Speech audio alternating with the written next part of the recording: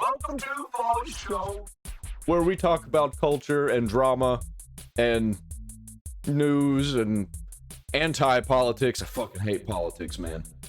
And apparently that is a right-wing take nowadays. It's not. It's just whenever I talk to left-wing people that aren't listening to me, they think I'm right-wing if they're not listening to me. If they are listening to me, they'll realize that I'm actually on the left. And when I talk to people from the right wing, they say that I'm on the left. It's crazy how that works. But enough about that. let's just get into the show. Does anybody remember this situation? The Nina Lynn situation where she SA'd a couple of streamers, big streamers, one of them at least. I don't really know the other one. Disguised Toast was one. I know that guy. He's huge in more than one way, you know what I mean? An apology for sexually assaulting two people. She's holding this guy down. Real weird, like, sexual assault. The person who was the victim right here says thank you. Said. Yeah, that's what his name was. I'm not even joking. That's embarrassing for him as a guy. Why was you a bitch? Stop being a crybaby. You a pussy. So she did drop an apology for sexually assaulting two people. Of course she did. And doing it 4 times. I want to start off by saying that my actions and words are inexcusable, and I am in no way defending them. I will not deflect from my wrongdoings, and I will speak on my truth. Okay. Yeah, the only reason you're dropping an apology is because everybody called you out and you're being canceled. If this wasn't happening, then she'd still be doubling, tripling down. Okay, so you're now, okay, all right, my truth. Yep, here we go. Okay, so now we're in that situation. Okay, we're in a my. This is a Pokemon situation. Actually, this is like, oh, how do I make this thing about myself? Truth situation. And yeah, and she probably wrote this herself. I mean, no AI would use my truth. Only a retard would. As there have been many clips circulating and spreading false and skewed narratives. Really? False and skewed which part of this is false and skewed? Whenever you said that you beat your brother so bad that your family had to leave the country because they were going to arrest your dad, and Child Protective Services were going to take you away from your family, like, right? Which part of that, whenever you explained it, which part of that was false or skewed whenever you were the one that said it? Or what about whenever... Yeah, she's just trying to muddy the waters. That's all that she's doing. That's all these people know how to do to defend themselves. They just muddy the waters, and they'll have a bunch of retards latch on and believe them, or pretend to believe them because they don't care. You were on video doing it. They're just bad people. Like, it's on video, you're doing it. Yep. You're caught, yeah, you're literally caught in 4K. I don't know what to say. I don't think she does either. Like, you can't really do anything to defend yourself at this point. So might as well just try and muddy the waters. I mean, that's all you got left. Beat him until he was disabled, in her own words. I don't know if he was disabled, right? I'm not sure about that. And but let me go back and see if I can read it. First and foremost, the comments I made about the situation with Saeed were completely misunderstood. No, they weren't. No, they weren't. You're a toxic, disgusting, ratchet, Cardi wannabe fucking bitch. That's what you are. That's what you. That's what you will always be. And even at the end of this, after all of this goes away and you can move, you're going to move on eventually with your life, you will... The internet won't move on. The internet never forgets. Still be a disgusting bitch. Ooh. You will be. Because you can't even take accountability. Yep. Even now. None of these fucking freaks who, like, it blows my mind that they have audiences. None of these disgusting freaks can ever take accountability. Why is that? It's crazy. Where you get banned for the second time because another clip gets resurfaced of you sexually assaulting another streamer, you will, and you're gonna do it again. By the way, you're gonna do it again. Now, people might say, "Oh, how do you know that?" I know that because it's a pattern, and these people never stop. They always do the same shit over and over and over again. They're caught in a loop. Because she's not even admitting that she did anything wrong. She's a disgusting bitch. This is amazing. And so, misunderstood by the public, and I regret not choosing my words more carefully. You should regret speaking at all. You should have never talked about it. It's never embarrassing to be harmed or to speak about it ever. What I intended on expressing is that it's incredibly inconsiderate to bring up a friend's trauma in a joking manner and weaponize it against someone on a huge platform that could re-traumatize the person harmed. So she's trying to say that me making a video about this, I'm the one that's in the wrong because I'm making this person re-experience it. I can instantly disprove this. Yeah, what? Did he send a thank you? Saeed follows me on Twitter, and he personally reached out, and he said thank you for covering it. Oh, yes, dude. He did. You're lying. You're emotionally manipulating. And Yep. I apologize to him if that's leaking it, but I don't want to have this parasite have even the slightest way of getting out of this. This absolute parasite. Yeah, another lying woman. Yeah, so she's lying. She's literally she's trying to make an emotional play here. These are the top streamers of Twitch. These are the kind of people that Twitch likes to have on their platform. It's the types of streamers that Twitch pushes on their platform. And they're disgusting, evil, degenerate freaks every fucking time. And there's just not one to be made. That's not it. She's manipulating it. Yeah, and so even the part about this that she's trying to say that like I'm somehow taking advantage of this, the person appreciated it. Yeah, so like what are we talking about here? As that is the only opinion that matters in this situation. Well, apparently not. I should have chosen my words more wisely and spoken with more empathy instead of rushing my way through it and accidentally implicating things that I don't You need that iDubbbz empathy. truly believe. I'm deeply sorry for the way that I addressed the situation, and it was never my intent. I'm sorry the way I addressed this instead of sorry for me actually causing this to happen. And to make matters worse. Surely, and okay, we've got another page, Oh, unfortunately. Oh God, there's 3 of them? No, no. Okay, yeah, we'll read the rest of it, might as well, right? And prior to the situation escalating, as soon as I was notified that he was deeply hurt and wanted to reach out to me, I was able to message Saeed several times and apologize for my actions. Show it. Well, you said that you weren't though, right? Because if you were able to apologize to him directly, then why were you asking for his phone number, but it was never given to you? Yep, she's lying. Because like that, remember, like, because you were asking a bunch of people for his phone number and they didn't give you his phone number. So like, how did that happen? Yeah, she's lying. Like, I don't know Like, I have no reason to believe her about anything. about this. What about the second girl? I have no idea. If Toast didn't come forward, does this apology even happen? Because I'm leaning towards no. No, I don't think so. I don't think so. And if she didn't get banned, even if people had talked about it, she wouldn't have apologized either. The only reason she's doing it is to try to express some sort of fake remorse in order to get out of the accountability. That's the only reason. Like, she's saying that basically I'm the bad guy for bringing attention to it, and people misunderstood what she was doing, and all 4 clips of her doing the same thing were— Yet what she should have done to make this right would have been like, I SA'd these 2 people. And I'm sorry. I am a garbage, disgusting piece of shit, and I'm gonna work on it. I will be taking a break for a while, and I'm going to shift my attitude. I'm going to learn how to be better. Like, you know, that kind of energy. But that's not what we're getting. weren't actually that, and the entire world misunderstood it. So she's insulting your intelligence, gaslighting everybody that watched the clips, calling you all stupid, while she's lying to you about what her intentions were. That's what it is. That's what she's doing. It's pretty obvious. It's unfortunate, but it's obvious. And so, so pathetic. It is. Me touching a streamer's butt without his permission and making him feel uncomfortable. It was out of context, guys. It's very pathetic. And I smell another video about that. Well, hey, shouldn't have done it. Shouldn't have done it. If you didn't want to get farmed, you shouldn't have done something that was going to make me farm you. Yep. Too bad. Cry about it, bitch about it, talk about being a victim. Great. Then I've got another video after that. I can do this for as long as I need. Yep. Cry more. I don't get upset on the internet, dude. Don't be lying and being stupid on the internet. Come on. And that's it. That's how it works. Yep. Welcome to the show. Anyway, and let's see if I can go back to the rest of these. So apologize to him several times, and apologize. Actually, it's inexcusable to have let it go for that far of a point where he felt uncomfortable and then harmed. 3 times, though, right? where he felt uncomfortable and harmed, not that he was uncomfortable and harmed. That was never my intent, and it was completely my fault for not stopping the segment and reading the room better. Well, people are telling you not to. Dude, I need to read the room better so I don't accidentally sexually assault somebody in the future.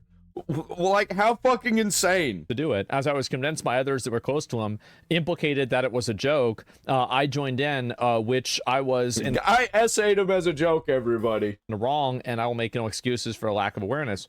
As regards to disguised toast at the streamer games, I was also out of line, although that I did not move the massage therapist out of the way like that he had described.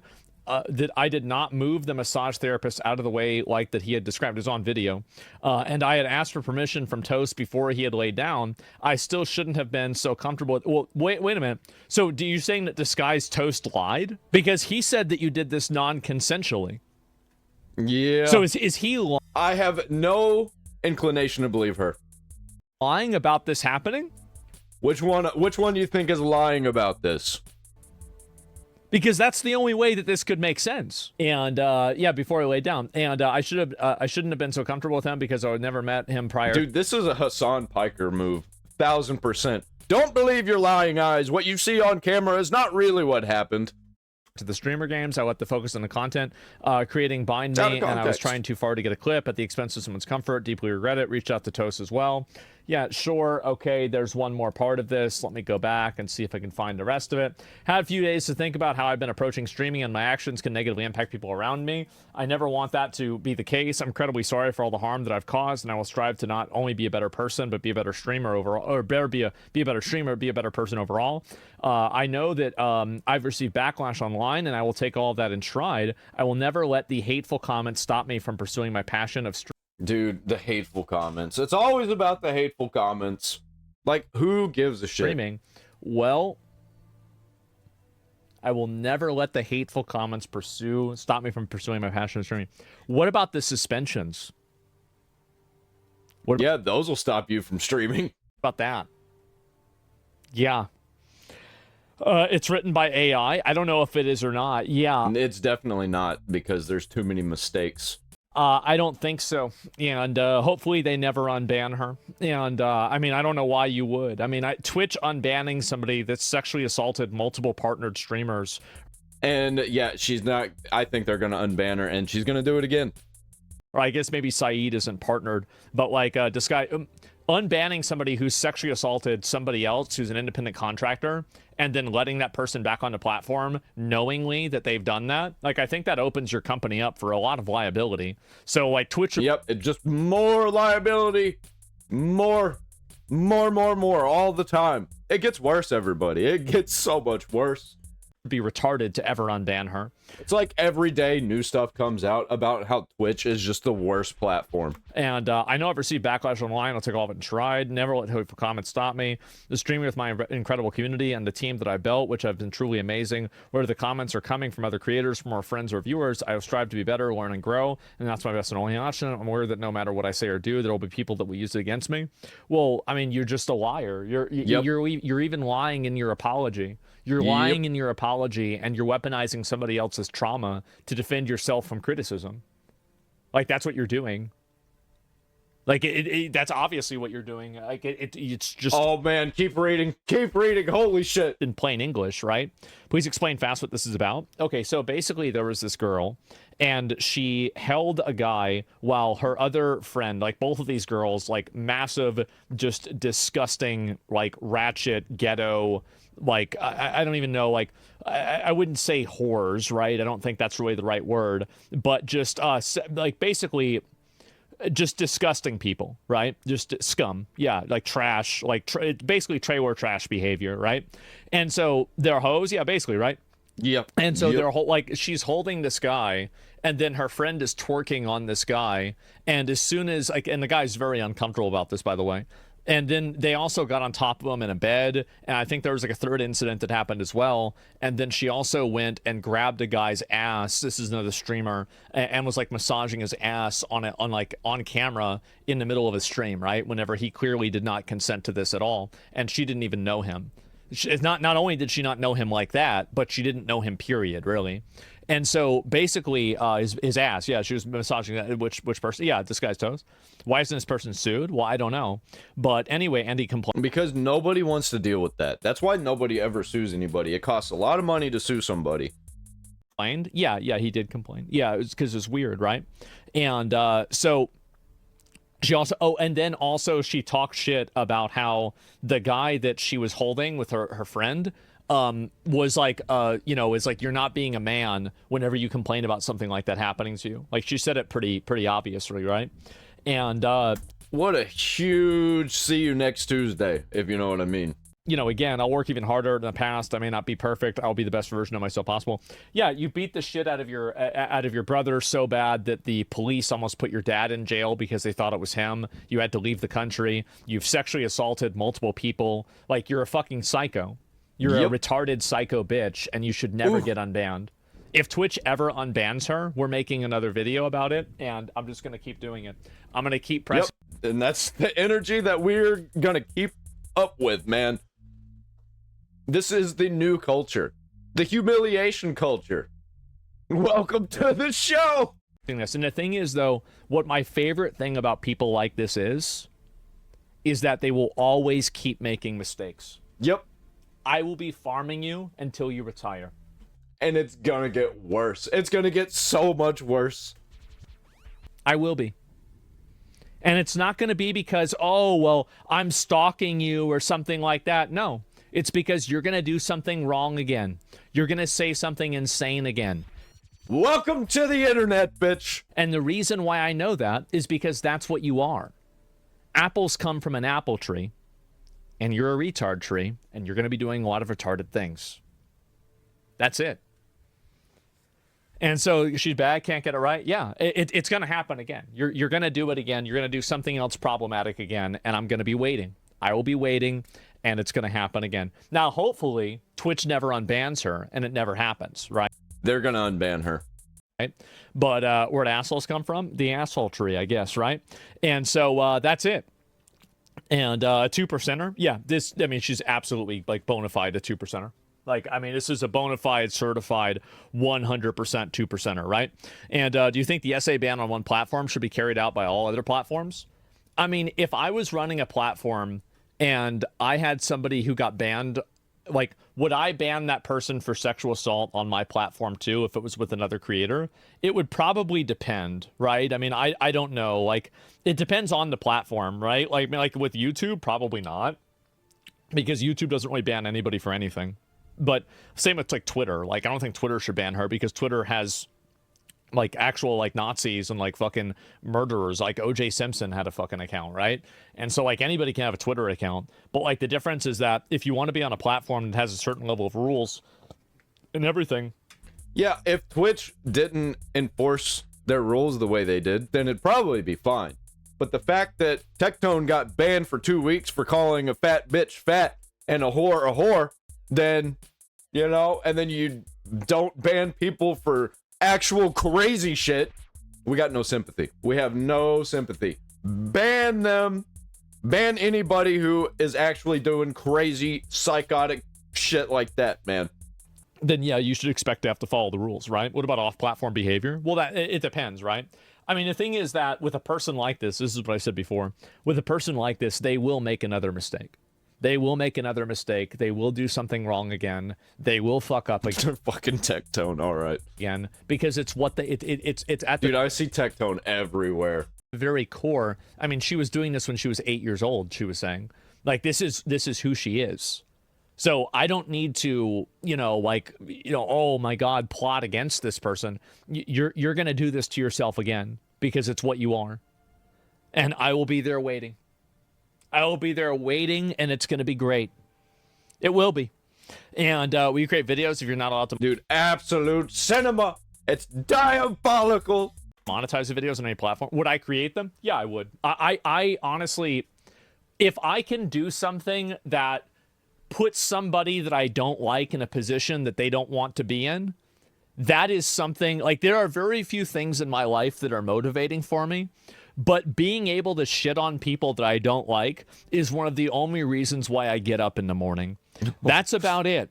I wake up and I see some fucking bullshit. Like, this happens to me a lot of days. I will not want to stream, and then I'll open up Twitter and I'm like, nah, they're not gonna get away with this shit, bro. Like, no, nah. Somebody got to say something. Nah, bro. Like, somebody got to let them know. Like, dude, I literally did the same thing when I woke up this morning. I was like, is this gonna be a day where I just take a break? Am I gonna take a break for the day? And then I got on X and I was like, well, fuck, I guess not. It's crazy. Feel bad. Yeah, exactly. Wake up and choose violence. Exactly. And did she use artificial intelligence?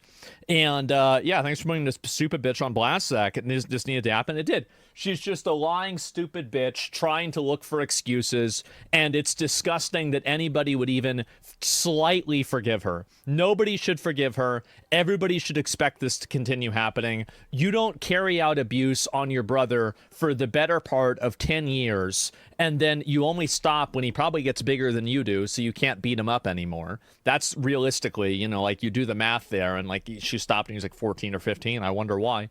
You know, you don't do that and then do this again, and then there's recent clips, you know, you very clearly, like, you're not sorry. Like, that's not it. And so that's it.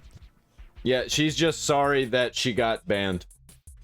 Yeah, she's a sick person. Yeah, she's just a sick, disgusting person. That's all there is to it. Her brother got mentally fucked because of her. Yeah, I wonder why, right? Yeah. Crazy how hindsight only hits these people when you start affecting their money making. True. And yeah, you see she got named on a new Shoe on Head video. No, I'll watch that later on though. Her and that Zoe girl play into that aggressive New York girl mentality, and it's literally the only reason they have a community. They can't stop because they have no talent. I don't know. I mean, I don't know anything about them, and maybe you're right. And the aggressive New York girl, I mean, maybe they do. I mean, I mean, I don't see why anybody would want to be around them, right? I mean, I don't know, and it seems like nobody does. That's why they were crying, you know, like that Zoe girl was crying. Oh, I didn't go on Kai's show. Yeah, because you were biting people. Like, why the fuck would Kai want to invite Nosferatu onto his show? Fuck no. Get out of here. Yeah, and so, yeah, in New York's a shithole. I don't know. What's aggressive New York girl? Well, no, I'm sure he means that. I'm sure there's definitely an archetype of what he's discussing. I don't think he's wrong in that assessment, but I just don't know it personally, right? And so, does anyone actually believe it at this point? I will accept. I find it interesting that this book sounds nothing like the way they really talk. Definitely not written by Nina. It's not AI. I think it was written by Nina, but it's a manipulation. It's a lie. So, of course, it's not going to sound like she normally talks.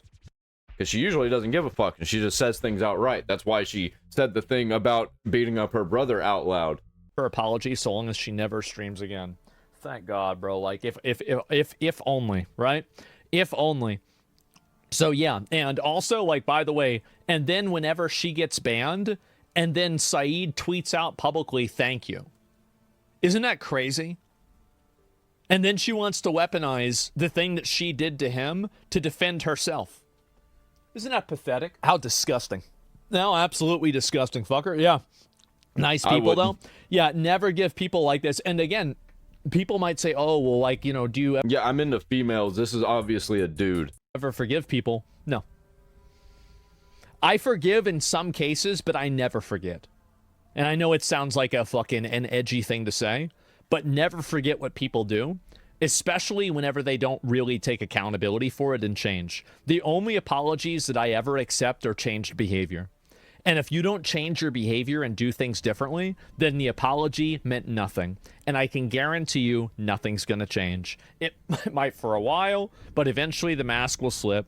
Yeah, you forgave me? Yes, you forgive but never forget? Yeah, exactly. When people tell you how bad they are, believe them? Absolutely. Isn't that Zoe Spencer girl unbanned? Yes, she is. But she's not streaming as far as I know, so I don't think it really matters. So, yeah. Sometimes I wonder if the internet caused us to see these people more, or if it actually spawned them in, not the first. So the truth is that, did the internet create more of these abusers? No, it did not. From everyone that I've talked to, a lot of the old guys I've talked to, like, you know, like guys like, you know, my dad, my dad's age, right? Like 70s, 80s, 60s. The truth is that it's always been like this.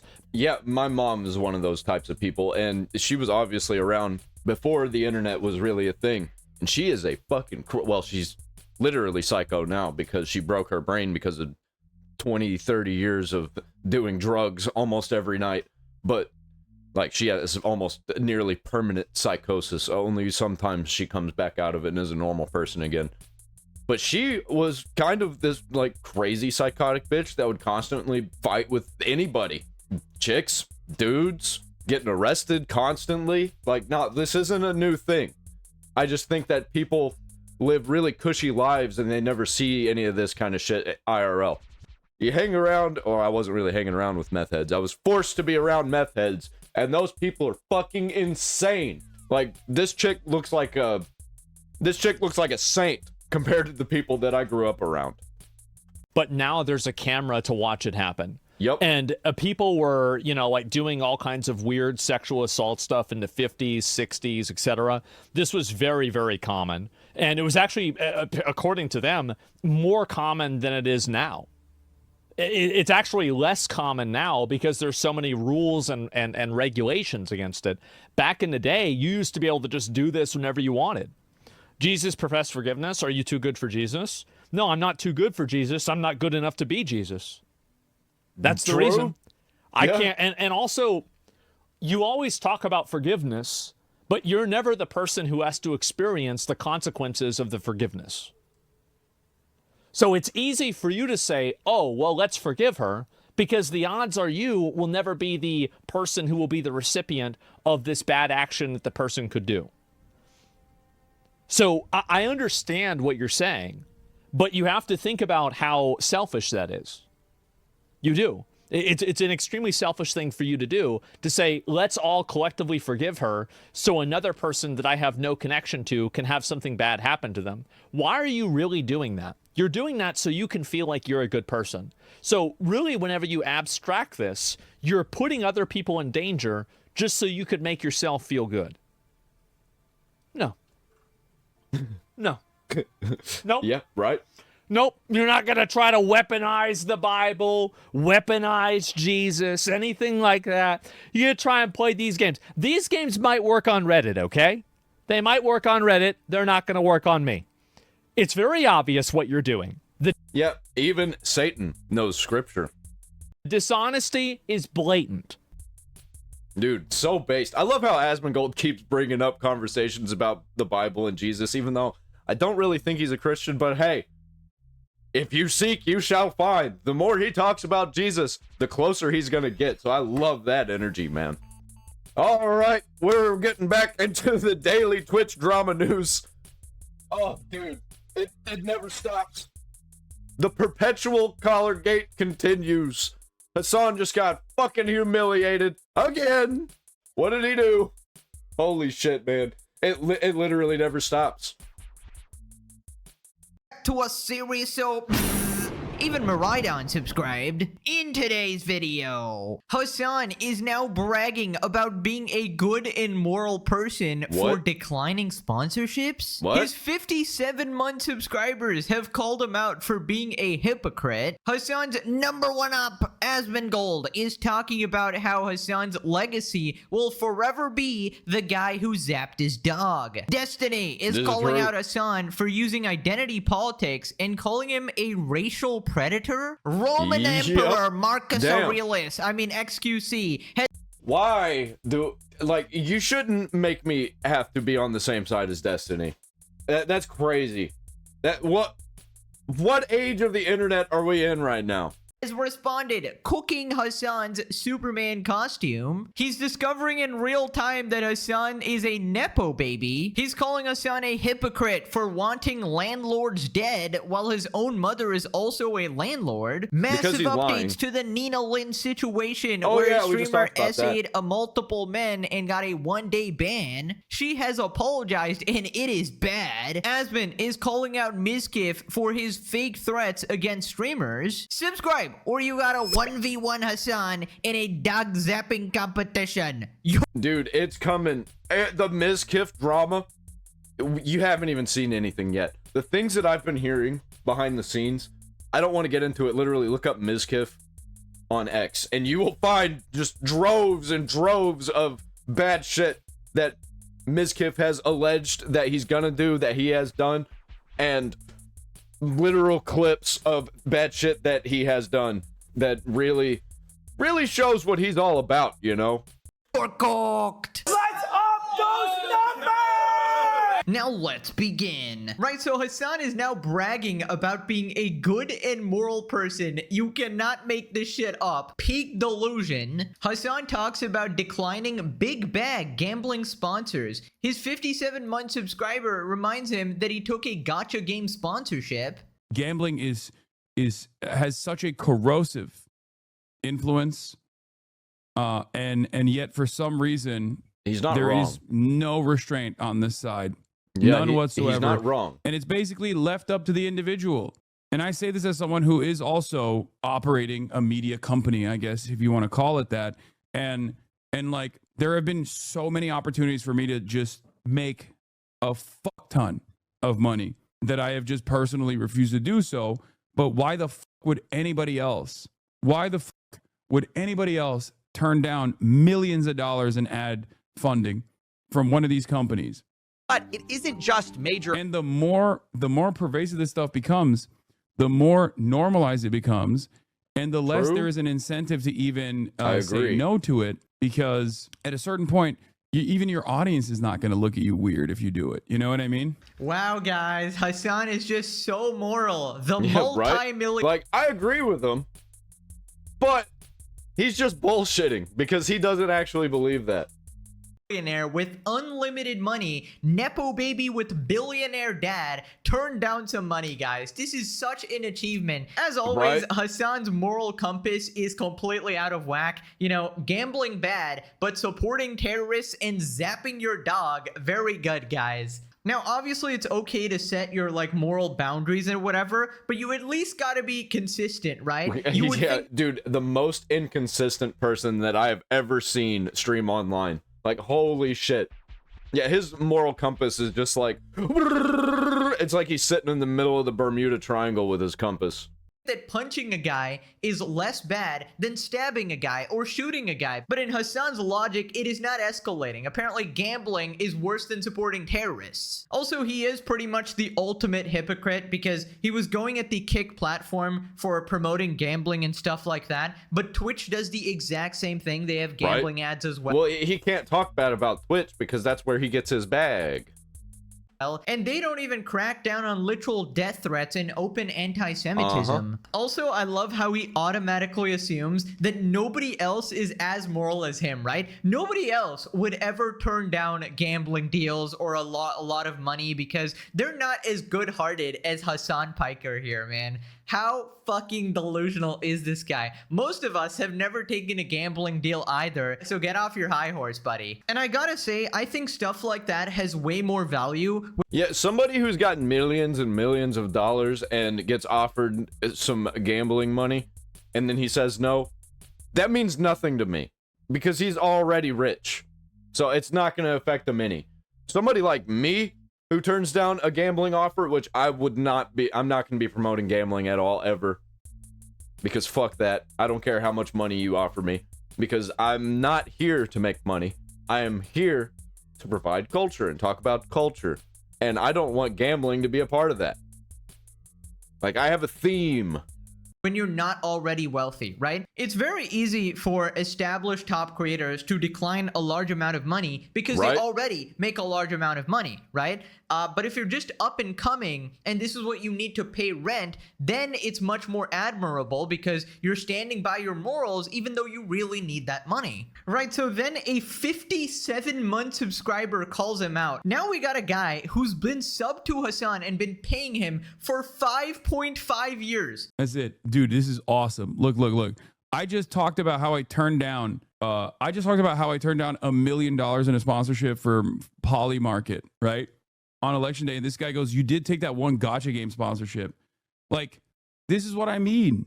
This is also what I mean. 57-month subscriber. You're right, dude. I'm actually a hypocrite. I'm actually pumping. Well, at least he admits it. I'm actually pumping fucking advertising for gambling. Why the fuck do I need LSF when I got literally my own fucking 57-month subscribers in here doing this exact same shit?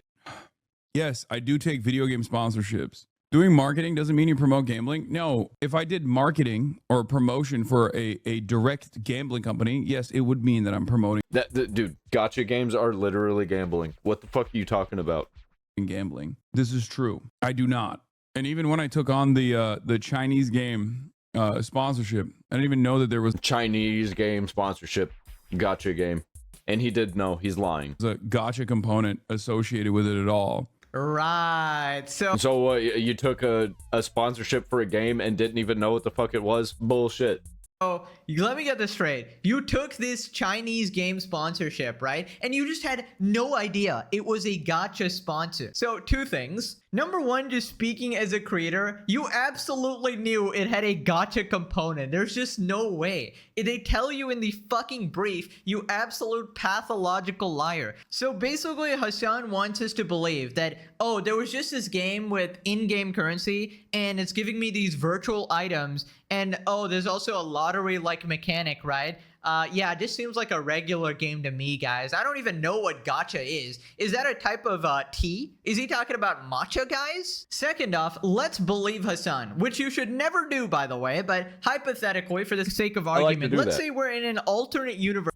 Yeah, I like to believe Hasan and see, like, what the universe would look like if he was actually telling the truth.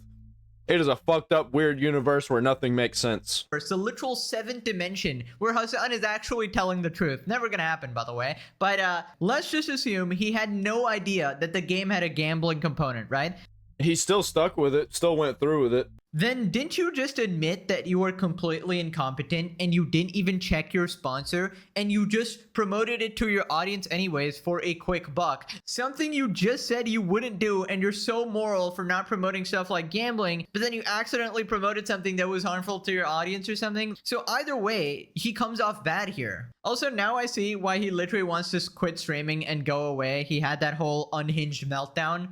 I hate my life. I hate streaming. I hate socialism. I am black-pilled. Nothing will ever get better. Oh, God. Your own community literally hates you, man. This is dedicated fans. 50. Yeah, his community hates him. And I don't even hate him.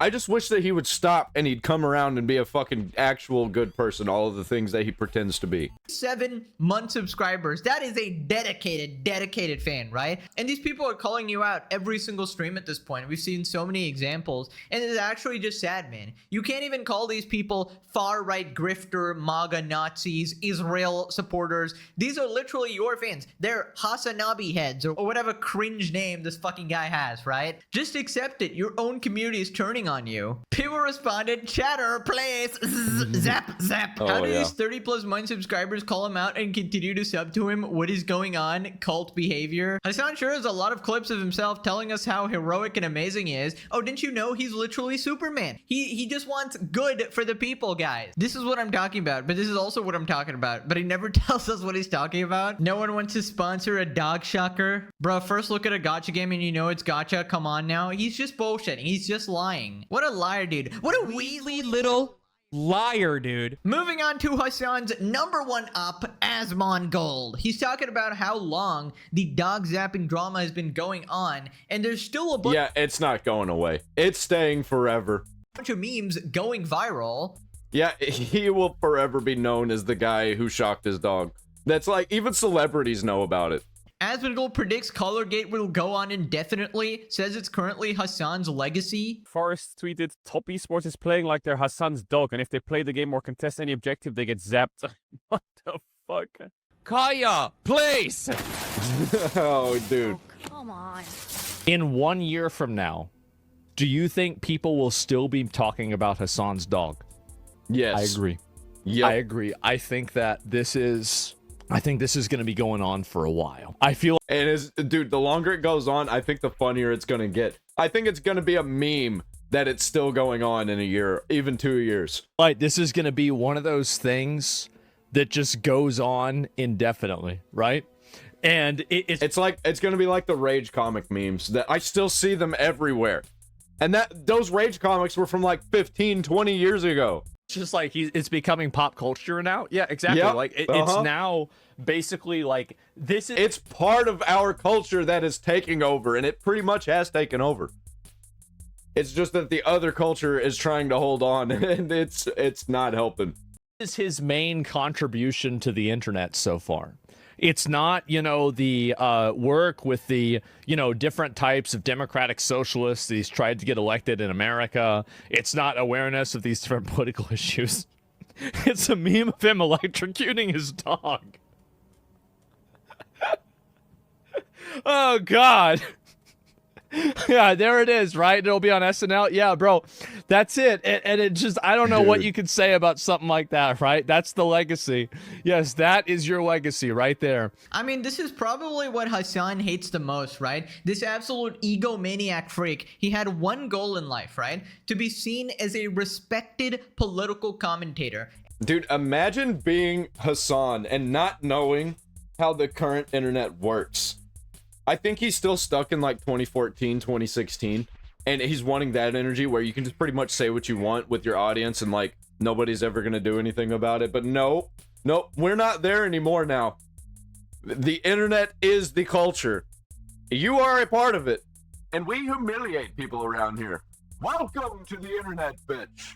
And don't ask me how supporting terrorists is in line with that goal. Nobody can tell you what goes on in the mind of one Hasan Piker here. But never let Hasan forget this, right? His legacy will forever be electrocuting his dog and then lying about it in 10 different ways, documented on the internet, changing his story over and over and over again to hide his animal abuse. And basically from this point on, nobody is ever going to look at Hasan and go, well, this guy is well known for politics. It's more like, well, yeah, that's the dog zapper guy. And you just know it's eating him up inside. This is one of the worst things that could have ever happened to his... Dude, even one of the ladies that I live with on the farm, she was even talking about, have you heard about this guy who was shocking his dog, Hasan? And I was like, holy shit.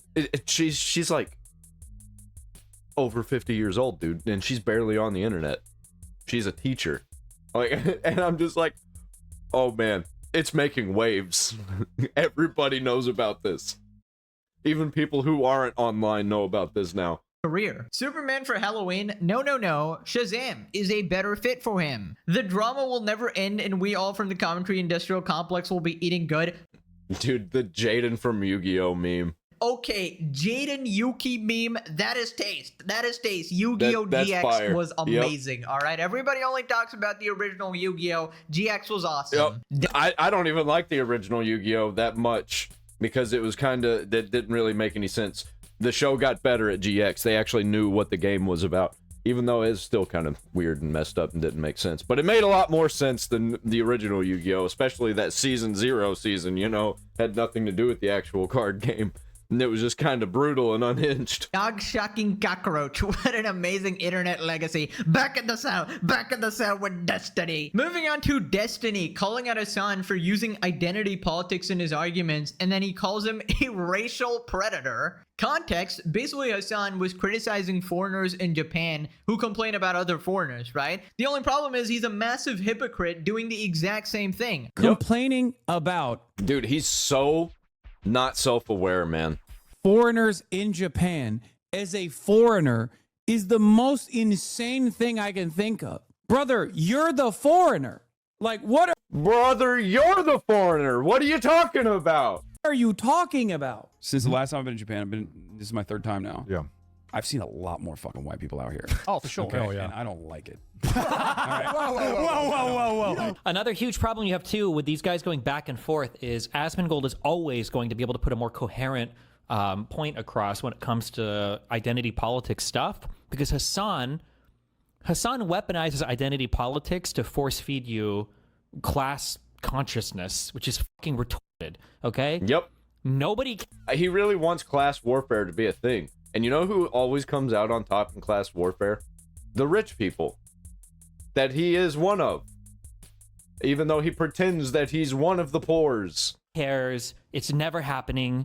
Okay, after the Bolsheviks, the whole of Europe didn't even go communist. The U.S. is never going communist. It's never happening. Okay, it's never. We're so far past that. With the fascists have come and gone. All right, and nobody gave a fuck about communism. It's never happening. It's just never happening. Okay, they tried. They failed like 20 different times. They've continued to fail at every single point today. And the only success that the quote unquote socialist countries are experiencing are because of their openness and liberalization of their trade and their economies. That's it. Okay, it's never happening.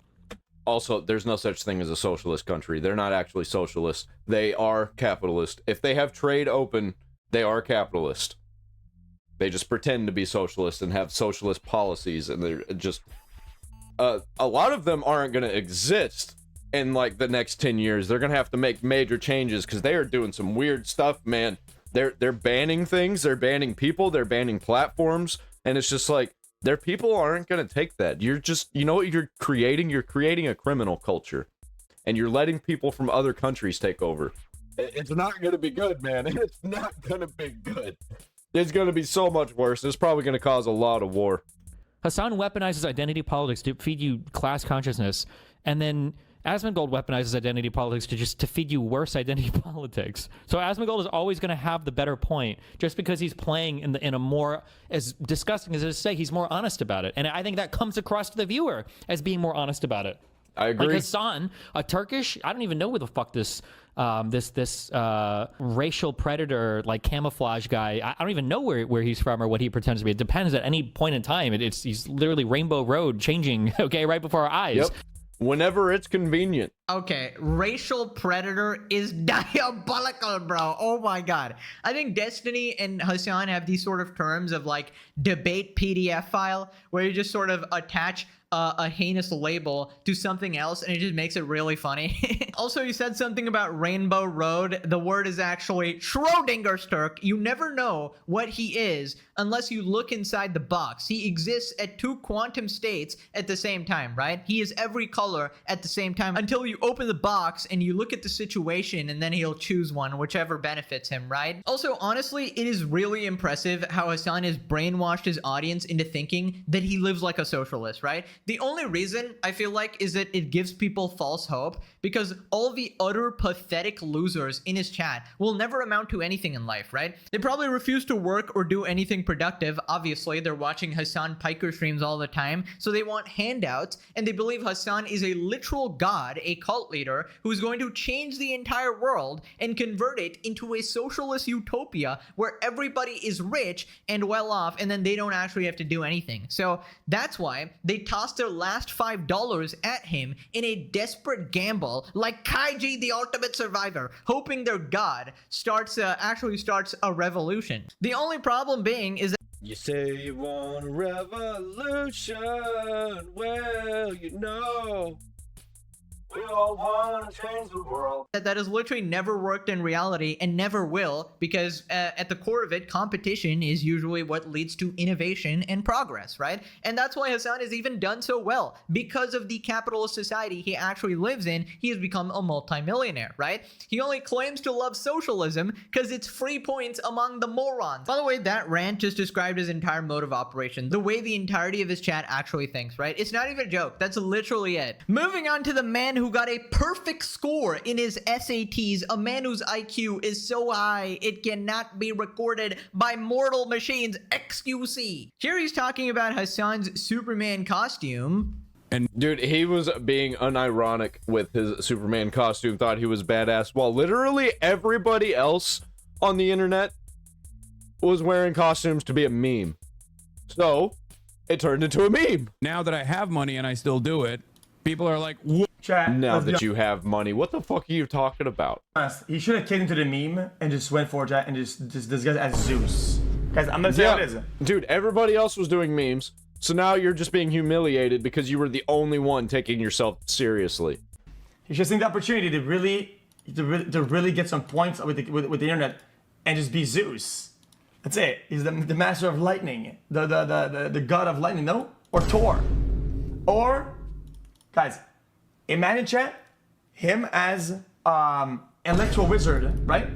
With a cardboard cutout with the elixir cost above him, like in the game. That would have been crazy. Electrify! Yeah, but he's not self-aware enough to actually do that. Electrons! Electrons! Ah, Clash Royale, the good memories of grinding very hard and then losing to some moron who just paid his way to get a level 14 princess to just shit on you and overpower you because he's dog shit at the game. You know, if I ever play a mobile game again, I'm buying out the entire store, bro. I'm gonna fucking torch these dumbass kids. A real man. No, don't do it, man. Uses his credit card to win. Anyways, great ideas by XUC. Electro Wizard would look great on you, Hasan. Moving on to XUC discovering Hasan is a Nepo baby in real time. They literally think like, oh, he comes from a billionaire family. It's like, you're fucking dumb. You're so dumb. God damn it. There are a handful of billionaires in Turkey. You would be on fucking lists if that was the case. Why is he so mad at it? Sometimes tell, because there are people who like legitimately believe that. Guys, it's his uncle, no? Isn't that his uncle who's rich, whatever? Guys, if I had a nephew, whatever, no? It's his dad? Oh shit! Really? Both? Oh god. That. And there are people who unironically believe that. I grew up affluent, and I didn't have to worry about making ends meet. And dude, he literally said it himself that he was rich as a kid, and now he's going back on that, and I guess forgot that he said this shit. Getting a job. When you grow up affluent, as I did, right? Affluent? By the time you get to fucking college, even if you go to college in America where you get a slate wiped, basically, because you have no... It says, having a great deal of money, wealthy. Brother, chat, I feel like great deal of money / wealthy isn't just rich. It's like a notch above. Because I think some people are rich and they don't consider themselves wealthy or having a great deal of money. It's like there's a dip. It's like a notch above it. No? I still did not have to work to you know, ensure that I took care of my family. That would have f***ed over my schooling in the process. You know what I mean? There's a tremendous amount of different societal pressures that I did not have to withstand as a consequence of growing up affluent. Oh no, you got it all wrong. When Hasan says that he grew up affluent, that whole thing that he did there, he was using words that I think that he knows that his audience doesn't know and they don't understand, and they hear that and they're like, affluent, that must mean poor. He grew up poor like me. And he didn't have to worry about expenses and shit like that. That means he only had $10 million, right? That's obviously really broke. Obviously, right? Didn't you listen to Pokey? Or he means that he himself didn't have any money. Everybody else around him did. He was actually broke. Which I could believe that. I mean, we hate the rich. Not me, though. The rich, guys. The rich. And we hate the rich. Anyway. Aren't you the rich? No! Like the ultra rich, the ultra giga rich. Also, remember that picture of Hasan on a horse? I do. Well, dude, I will never forget it. Somebody commented saying, it's not the first time Hasan has tortured animals. And I just realized what the heck. Yeah, because in order to get those horses for that thing, I've heard of this before. That you literally have to like put nails in their shoes or something, on their horseshoes, so they'll like dance. You know, and you like whip them and stuff with that stick. Actually mean it's because bro was fucking sized diabolical. It was a diabolical comment and it took me an entire day to actually get the joke. Poor horse, honestly. But he just grew up cooking animals left and right. Ay, ay, ay. Right, so then XQC continues discovering the lore, and then he calls out Hasan for technically calling for the death of his own mom. Folly was on the board of a $4 billion company. Wait, is that true? $4 billion company? Jesus, mom is a commercial landlord. What? Oh, wait, may always manage your commercial real estate properties. Interesting. Does she own the houses or whatever? Okay, chat. So why was Hasan so combatant about the? Oh, guys. Because he's trying to paint a narrative. Landlords are evil. Blah blah blah. Red capitalist blood in the street. Blah blah blah blah blah. Like if his mom is in his own description, would be part of the problem that because he's trying to be a cult leader and he's trying to use a certain narrative and make people that are following believe this narrative, even though none of it's true. Just like a true cult leader. Combats every day. No. This is a commie. Like the money game. Okay. Whatever, bro. I mean, stop it, man. Hired by his uncles. Wait, really? Right, so what XQC is referring to is obviously the infamous murder those motherflippers clip. Yeah, kill them. Kill those motherfuckers and murder those motherfuckers in the street. Let the streets soak in their fucking red capitalist bloods, dude. Right, so In Minecraft. That's what he says right after that. So Hasan's own mom is a landlord, and apparently he just wants them dead, right? Classic Hasan Piker, the ultimate hypocrite here. I still can't believe his own audience cannot see through this bullshit. And I think NMP literally revealed what his audience is about. You know, shutting off their brain and just having the stream on. It seems like that's the only way this whole operation works. Moving on to XQC cooking Hasan, talking about the true hero of the dog zapping story, the legend of Kaya. She's a better animal than you. She's a Hey, I reacted to this Brett Cooper video. More important for many other people's lives than you. Even though the dog can't really go a bunch of places, right? I'm sure when he falls asleep, the dog can say, dude, at least a lot of people on the internet care about me. I'm making a big impact in a lot of viewers' lives, and that warms my heart. That's why it can fall asleep, because it really feels so good about its impact. It's globalized impact, man. Dude, that's really cute. W. Massive W. Because this is the type of shit you get up to on the internet. You spend the finite amount of time you have doing this kind of stuff on the internet. You can type ah ha ha ha ha all day, every day. And dude, keep getting mad, bitch. Like, keep getting mad. Why are you getting upset on the internet? That's why people are doing it. They're wasting their time. Like, bro, they're not wasting their time because they're fucking laughing at you. Act as though you're totally not mad right now. Chat. You think this guy's like wild at the computer? Let's be honest. This guy had a bag of chips, Doritos or whatever. Everybody said, what about the dog though? And he probably moved on, had this on a second monitor, and then these guys started fucking raging, and he responded. Yeah, this guy was laughing. This guy was not mad. He was not mad. Hasan is not mad, guys. This is just him on a regular day, of course. It's the chatter getting mad. It's not him. Also, this has actually made me excited about AI now, because what if AI gives dogs the ability to communicate somehow? I would love to hear about Kaya's story firsthand, right? The brave dog who withstood years of torment from the oppressive regime of Hamas Diddy Baby Oil Piker. I would totally buy... Oh man, we're taking some throwbacks from that one. Kaya's autobiography, guys. Say it with me. From the fridge to the TV, Kaya will be free. Moving on to the Nina Lynn situation. Context. Streamers Nina Lynn and Zoe Spencer essayed a guy on stream and got... Yep, that is true. That happened. I'm gonna move on though. If you want to know more about this situation, then check out my last video. For the allegations of SA Black and Mizkif, if he does even respond. Moving on to Asmon calling out Mizkif. Basically, Mizkif said that if Emiru exposed him, he would go nuclear on Demon Time, exposing everybody. And yep, how did that go? And Emiru exposed him for the allegations of SA, blackmail, abuse, etc. And Miz has not done jack shit so far. He tried, but he got completely fucking owned. When you're a monster can deep and she gets more views. Oh god, man, this is really I was like, when you're a monster can, what do you mean monster? But okay, I get it now. The thing is that I never saw him punch a hole in a wall. I've never really seen anybody do some shit like that at all. But yeah, honestly, I've seen people do shit like this, but it was over actual shit. Usually when they get into fights with their girlfriend and their girlfriend's being absolutely fucking insane. I've seen that. But doing that over views, that's fucking unhinged and kind of hilarious. Isn't it crazy that Mizkif would use Emiru to go viral all the time? Like, all of Mizkif's most popular clips were with Emiru, isn't it? Yeah, I would too. I probably would too, but I wouldn't get upset about it.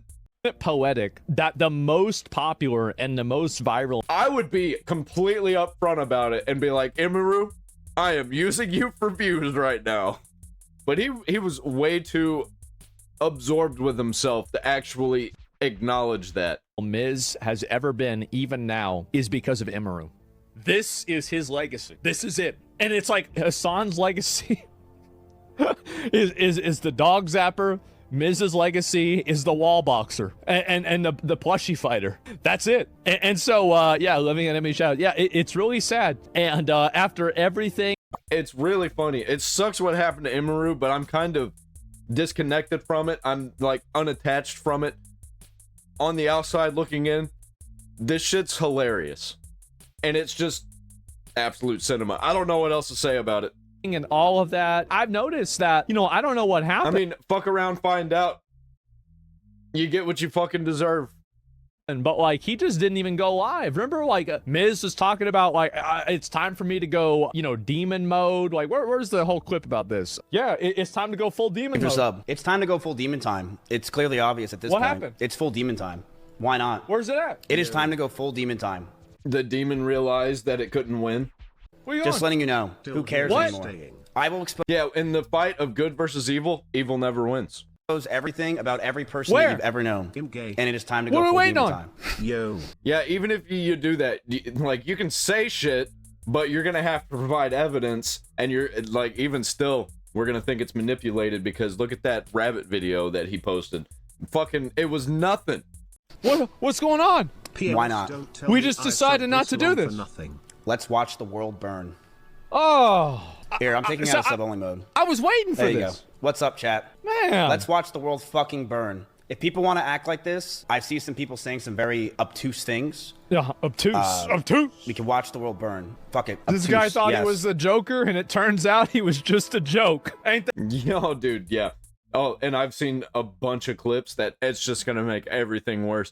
I can't wait until they become relevant for topics. Like, whatever Mizkif has to say to expose somebody, there's a video about it already out there from what he was doing and how he was acting during the time of exposing them. That's sad. It keeps what happening. Happened to demon mode? It looks like he got an exorcism. It's just too bad, isn't it? What a shame. Wow. What a clown. I know. Yeah, I was wondering He got exorcised by a K-pop demon hunter, Imaru. about that, but it seems like it was all talk. And honestly, if there's any nukes in the streaming community, I want to see them. I don't give a fuck about any of these damn streamers, all right? Expose all of them. Same. Expose Yep. all of them. Apparently it was a fake threat, but yeah, rip Bozo, I guess. I mean, maybe he was just saying anything to sort of save his career or whatever, but yeah, we'll see. We'll see in the upcoming. I think he was pulling a Tectone. I'll talk about it in a month. And then a month goes by and he's like, well, I'm taking a break. I'll see you in another month or two.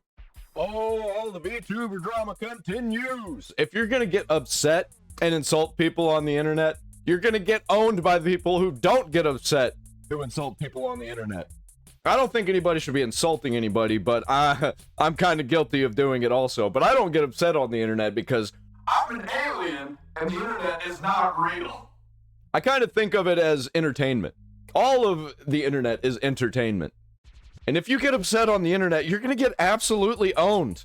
Like, if you're just going to get mad, you need to stop. You just need to stop because you're making it worse for yourselves. I don't even know who this is. Bayo the whale? Oh, okay. What do you mean by whale? Like a freemium game whale where you just buy all of the microtransactions? Is that what you mean? I don't know. I actually don't know. Is that a thing? VTuber, voice actor, virtual singer. Okay. You guys are up here. So today we're going to be once again talking about Bao the Whale, a very popular indie VTuber who we've talked. Bao is the sound that my ass makes when I fart. Talked about a couple times on this channel, largely in situations where I thought she was being treated unfairly in one form or another. But over the past couple of days, she has been nothing but an L factory on Twitter.com. She's been making a lot of posts that have been received very negatively. People interpreting some of her tweets as being the product of misandry, as well as people claiming she's spreading misinformation about Japanese art platforms. And her responses to it have not been good. She's been doubling down, tripling down, caught in lies, and also basically saying I'm just engagement farming and this is not a big deal. Well, it seems like the usual suspects. A big deal. She seems to be taking this very seriously now, and yeah, so let's run down what we talked about a few days ago real briefly.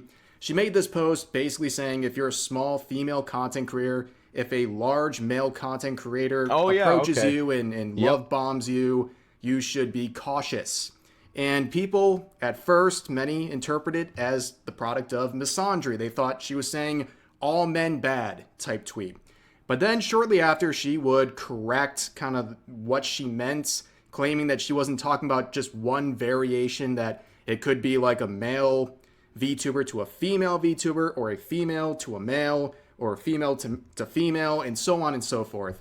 But some people thought she was just trying to cover up a tweet that she was getting criticism for. Yeah, it sounds like she was soapboxing, you know, standing up on the soapbox and preaching to the world, this is the way things should be. Listen to me.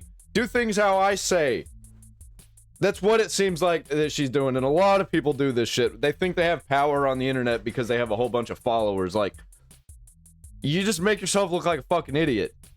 And some people just continued to believe that she made a post that had misandry in it, and a lot of people who were giving her the benefit of the doubt on this series of replies, even they started to scratch their heads when there was this situation. Now, likes are private on Twitter, but you can see the likes on your own tweets, and this person posted bow liking their tweet where the person said, men that are crying about this are the same men that cry about us saying we choose the bear. That's just, it's rage bait, dude. That's all that is rage bait. Like, come on. Referring to people upset about the previous post. And dude, the whole choosing the bear thing doesn't even make sense. Everybody who brings that up, they're just manipulating and lying. It's rage bait. Like, if you were face to face with a bear, you would absolutely shit your pants. I have been. I've come face to face with a bear. When I was looking at it, it was like probably about 100 feet away from me. I didn't even know that it was a bear because I had never seen one before in my life.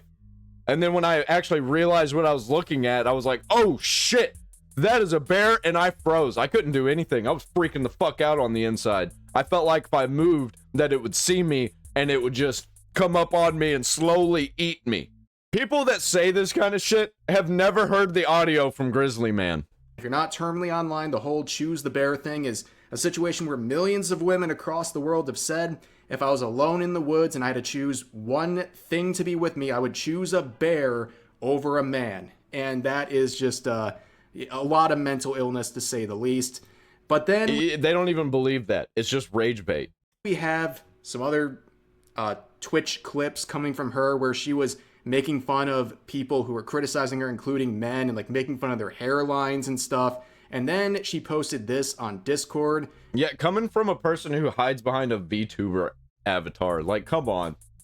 Basically blaming everything going on, all the drama, on Pyro Pups, which are Cinder's fans, and also grifters. Because, of course, the grifters, it's always their fault. If you even say grifter nowadays, you just come across as a fucking idiot. It doesn't even mean anything anymore. I can't believe people are still using that as an insult. Like, do you even know what grifter means? And that's where we left off. It wasn't a situation that was super huge. It was a part of a bigger web of drama going on in the English VTubing scene, which, if, you know, when is there not a bunch of drama going on?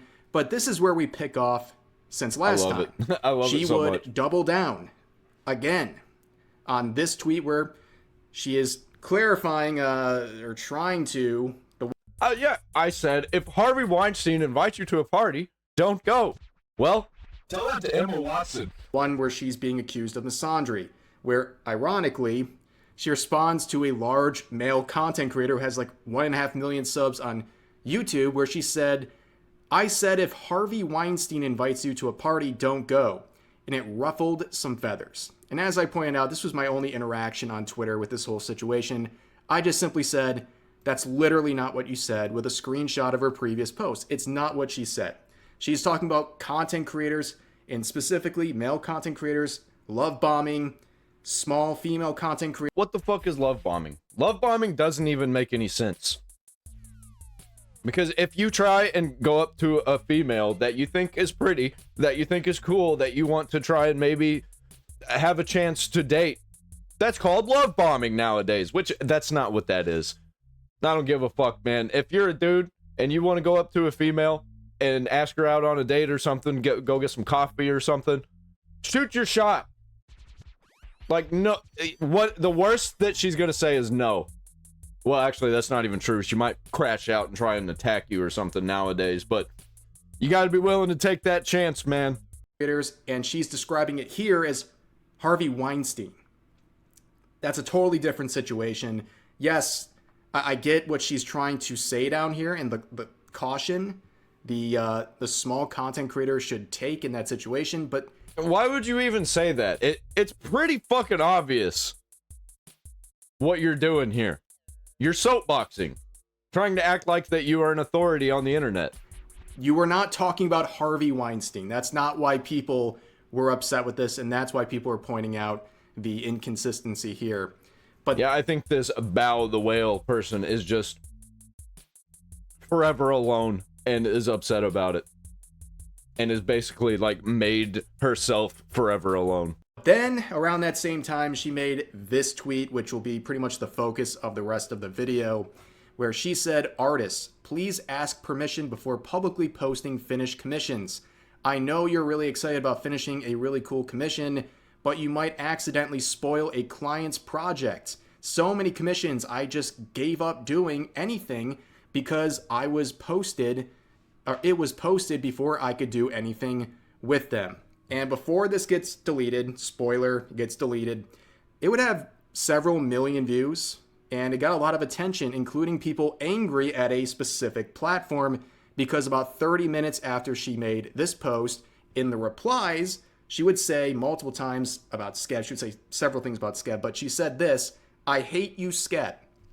And a lot of people were angry at this platform because they had a poor perception of what's going on that platform. Now, I've never heard of this platform, but stop getting mad on the internet.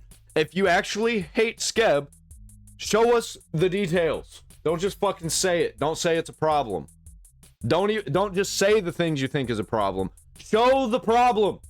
Is Skeb. Skeb is a Japanese art platform that's not like a traditional social media platform. It's more like an art lobby where you can go and commission Japanese artists, and a lot of VTubers, especially those from even outside of Japan, use this to get artwork of their VTuber model. And her tweets would get some criticism because people would say, hey, if you look at some of the settings on Skeb, if you commission art, you can request from the artist to hide, to basically shield the artwork so it's not being shown to people who the commissioner doesn't want to see it, or it's not made public. That is something you can request, but she says it's usually ignored due to Skeb policies. Sadly, not sure why they would even give the option. But during this time, there's kind of two layers. She's talking about the hiding option, but also she's implying and requesting that these artists do not post the finished commissions anywhere until she's ready for it, which will be a big issue in just a second. But this clip... Yeah, I'm going to need some more info on this because I have no idea what the fuck is going on. Rubbed a lot of people the wrong way. I think it's stuff like this that makes a situation that's maybe a 2 out of 10 on the serious meter too much more, because it shows a particular attitude people don't like. In this clip, describing the outrage and drama she was facing, she basically said, I'm not in any sort of controversy right now. I'm just engagement farming. I'm just rage baiting people. What the fuck? What? Canceled 4 times in a month, canceled 4 times in a month. Nuh-uh, guys. It's not being called canceled. It's called engagement farming. Thank you very much. Here we go again. Nice cope, I guess. Like, what? That's kind of literally what I was saying earlier, that this person, the whole bear thing, that's rage bait. And she's rage baiting, it seems. And she's admitting it. And good luck with that, man. You're going to get absolutely owned on the internet. Come on. You can't be for real. Guys, I'm so dead ass. Yeah, this is where a lot of people were lost. Even people are kind of hanging on to everything going on here and giving her the benefit of the doubt. They're like, Yeah, it just lost all good sentiment. Just right there. What the fuck? That doesn't look Why would good, you do 'cause that? If you're just claiming you're engagement farming, even if that is true, that doesn't look good because you're just saying a bunch of dumb stuff for attention on Twitter. Yeah. I don't know why you would want to be doing that and wasting your time. Yeah, why would you let people know that that's what you're doing if you are doing that? And getting frustrated over it.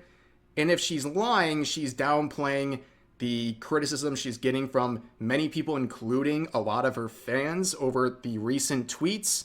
And things would get worse because this morning, Sked on their Japanese-speaking account would make a post in English clearly talking about what Bao had said in her claims about their platform. And they would say all works on Sked, all the rights to them belong to the creators, the artists. Clients, like Bao, cannot... Dude, absolutely fucking owned. Like, how do you get yourself put in this position? You put yourself there. Not restrict creators from publishing their works for any reason. This notice is shown 4 times before sending their first request, and they cannot proceed unless they check the box agreeing to it. So as you can see, multiple times, you have to physically click all of these boxes agreeing to their TOS. Long story short, she didn't read, and she's just lying. She really didn't read the TOS, and she got a false impression. It was basically requesting that these artists do not post their finished artwork, the finished commissions, anywhere until she was ready for it. And that is literally against their TOS. As a client, you cannot specify where they can post the finished commission. You can, however, request them to hide it on Sked, and they can request that or not. But in regards to other platforms, they have every right because the artist owns the copyright. It is their art. It's a commission for people like Bao. And when these artists have this copyright, they can post it on their social media. That is the rule. It's in the TOS, and they repeat it 4 times. So it's very clear how things work here. And, well, shortly after, she would delete her previous posts about Sked. No, it didn't happen, guys. No, there's no tweets. It didn't happen. And, well, yeah. I think because of the clip where she's talking about... Everyone is gangsters until it's Wabbit season. Engagement farming and all this stuff. People, they looked at this even differently. Like, you were just going around... really, it'd be duck season. Rage baiting people, but now all of a sudden you're deleting tweets. Duck season, Wabbit season, duck season, Wabbit season, Wabbit season, duck season, fire! It's when you get corrected by the platform people, I think rightfully, thought you were talking about. And then she'll come out with another statement, and people are clowning on this because it's a non-apology. She says, every time with these people, they don't know how to take accountability.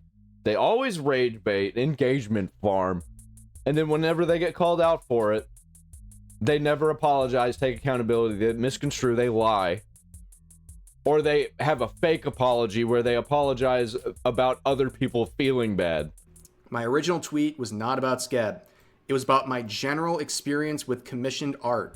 Then why'd you say, I hate you, Skeb? My opinion of Sked was an afterthought. I get why people are thinking the former. I haven't used Sked in almost a year. So I contest that, and a lot of people are skeptical of what she's claiming there because... Wait, hold on. I wasn't done. My tweet went way out of my circle. Yeah, welcome to the internet. You think you're in a bubble. All these people, they think they're in a bubble. But there's no such thing as bubbles on the internet. Everybody can get in. You can kind of create a bubble if you have a paywall. But even with a paywall, people can pay it and get in. So I contest that, and a lot of people are skeptical of what she's claiming there because this is the original post before it was deleted. It was posted at 12:08 p.m. describing this whole situation involving how commissioned art is being shared before the commissioner is ready for it to be made public, or when they would prefer. So 12:08, and then at 12:39, so just over 30 minutes later. Yeah, if you're gonna call out a platform and if you're gonna call out people, you better have the receipts, or you're gonna get fucking owned, dude. Welcome to the internet, bitch. In the replies to the main post, she says, I hate you, Sked. So obviously people are gonna get the impression you're talking about Sked. And that post was up for days. I mean, it's been up for basically 4 days before it was finally deleted. and people were already I apologize that I finally got called out and caught on my bullshit. correcting her, but it didn't seem to really register. And she made another reply like 2 or 3 hours later, saying, "I hate Skeb with a burning passion. I just don't think I have it in me to trust another similar platform." So it continues on, and there was the other post we looked at that was the next day or 2 days later. So she was continuing to say negative things about Skeb in the context of her original tweets, even here saying that or implying they're untrustworthy. It's just not a great look. I think I have a hard time believing this is all just a coincidence. I don't know.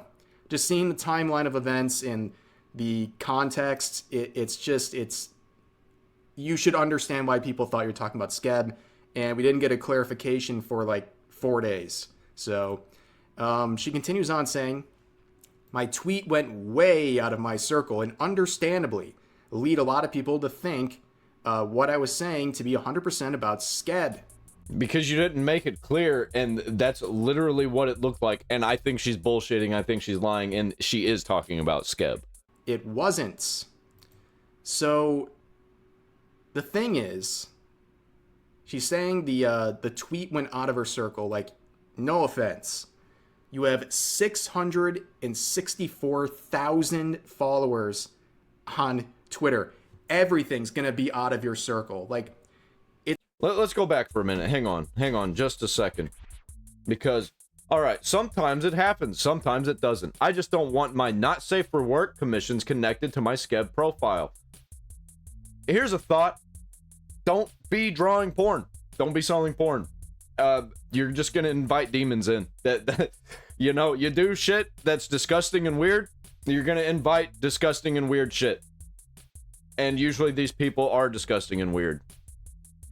She's saying the tweet went out of her circle. Like, no offense, you have 664,000 followers on Twitter. Everything's gonna be out of So this is no longer a Vtuber to me. This is a V-whore. Your circle. Like, it's a fact. The more your account grows on Twitter, the less fun it is, because you're not in your bubble anymore, and everything you tweet is going to be open to scrutiny and people wanting to engage with it for attention. Pop that bubble! Pop that bubble! Or what have you. So you're not going to have as much fun, and I don't believe someone with an account this big should be surprised anything gets out of their kind of corner of the internet. And Armchair Expert here comes out with another great graphic. He talks about a lot of PR stuff. And this is a great little guide on whether or not you should make a tweet, okay? Everyone, including myself, can learn from this. Should I post this tweet? Who am I writing this for? Myself? Okay, then get a journal. For the target audience, are they going to listen to me is the next question. No? Okay, vent to a friend. If yes, do I mind if people outside that target audience see my tweets? I post to the world. I don't post to my target audience. I post to literally anybody and everybody. Whenever I make tweets, I assume that the entire world sees it. Even if I don't get the views on it, I still assume that literally everybody in the world on the internet can see it. Say yes, delete the post and close the app, or consult a professional to reword it accordingly. If no, is what I'm saying consistent with the morals, character, and overall image I wish to project to all possible audiences, present and future? If it's yes, okay, send it. If no, delete the post and close the app. And I think that's been the last couple of days for Bao. A lot of tweets that were, of course, going to leave the target audience, and they probably just weren't a good idea. And, well, she continues on. Yep. I say it all the time. Welcome to the internet, bitch. Talking about kind of where she was coming from, and she was worried that some of the not safe for work commissions would be connected to her Skeb profile, and that she was okay with them posting it on Twitter with no connection. But it doesn't really seem like that any of this was clear in the previous post. I'm glad she's clarifying some things here, but it's kind of late at this point. Oh, yeah. And she's saying, I understand why this confused artist, but even in my replies, I did not spread misinformation about Skeb. Of course, this all hinges upon the assumption she wasn't talking about Skeb, which I think the majority of people being objective here, they see the connection, they see the timing, they see the context. They implied or thought it was being implied about Skeb, and I think that was reasonable to assume. And then her replies to this just make it worse. This person says, I saw it and just thought it was you having a moment of frustration. Sorry it left your bubble. There we go with the bubble again. And just became another reason to criticize you. Dude, these people are fucking terminal, dude. They are terminal glazers, parasocial fucking freaks. And then Bow the Whale says it was never that deep. No, it was. It was deep into the internet. And she says it really was never that deep. So it doesn't even matter. It does not matter. Why make the post? Yep. Why continue to talk about Skeb so much over the past couple of days? And I don't know. I think it was a little bit deep because this has been an ongoing thing for days and days, and she's been actively engaging with it, including on her streams. And yeah, she just needs to shut the fuck up. Just shut the fuck up. Like I say about everybody who gets upset online and it says some dumbass shit and then keeps lying and lying and lying. Just shut the fuck up. Just shut the fuck up. You're making it worse. Leave it where it is. Let people talk about it and let people forget about it. You keep talking about it, people aren't going to forget, and it gets worse and worse for you. And mocking the situation. And then you have this reply that's getting a lot of attention where they say me when I lie, showing the original post and saying it's contradicting her current statement. And then she says, post my replies. Why would you do that? Stop fucking replying, dude. Stop. It's like these people are fucking brain dead. Dog, which, as pointed out, you can't. They're deleted. It's only screenshots. So I think she's trying to say, you know, there's more context in the replies, but you deleted all the context. And I still think with the timeline, it looks like you were talking about Skeb.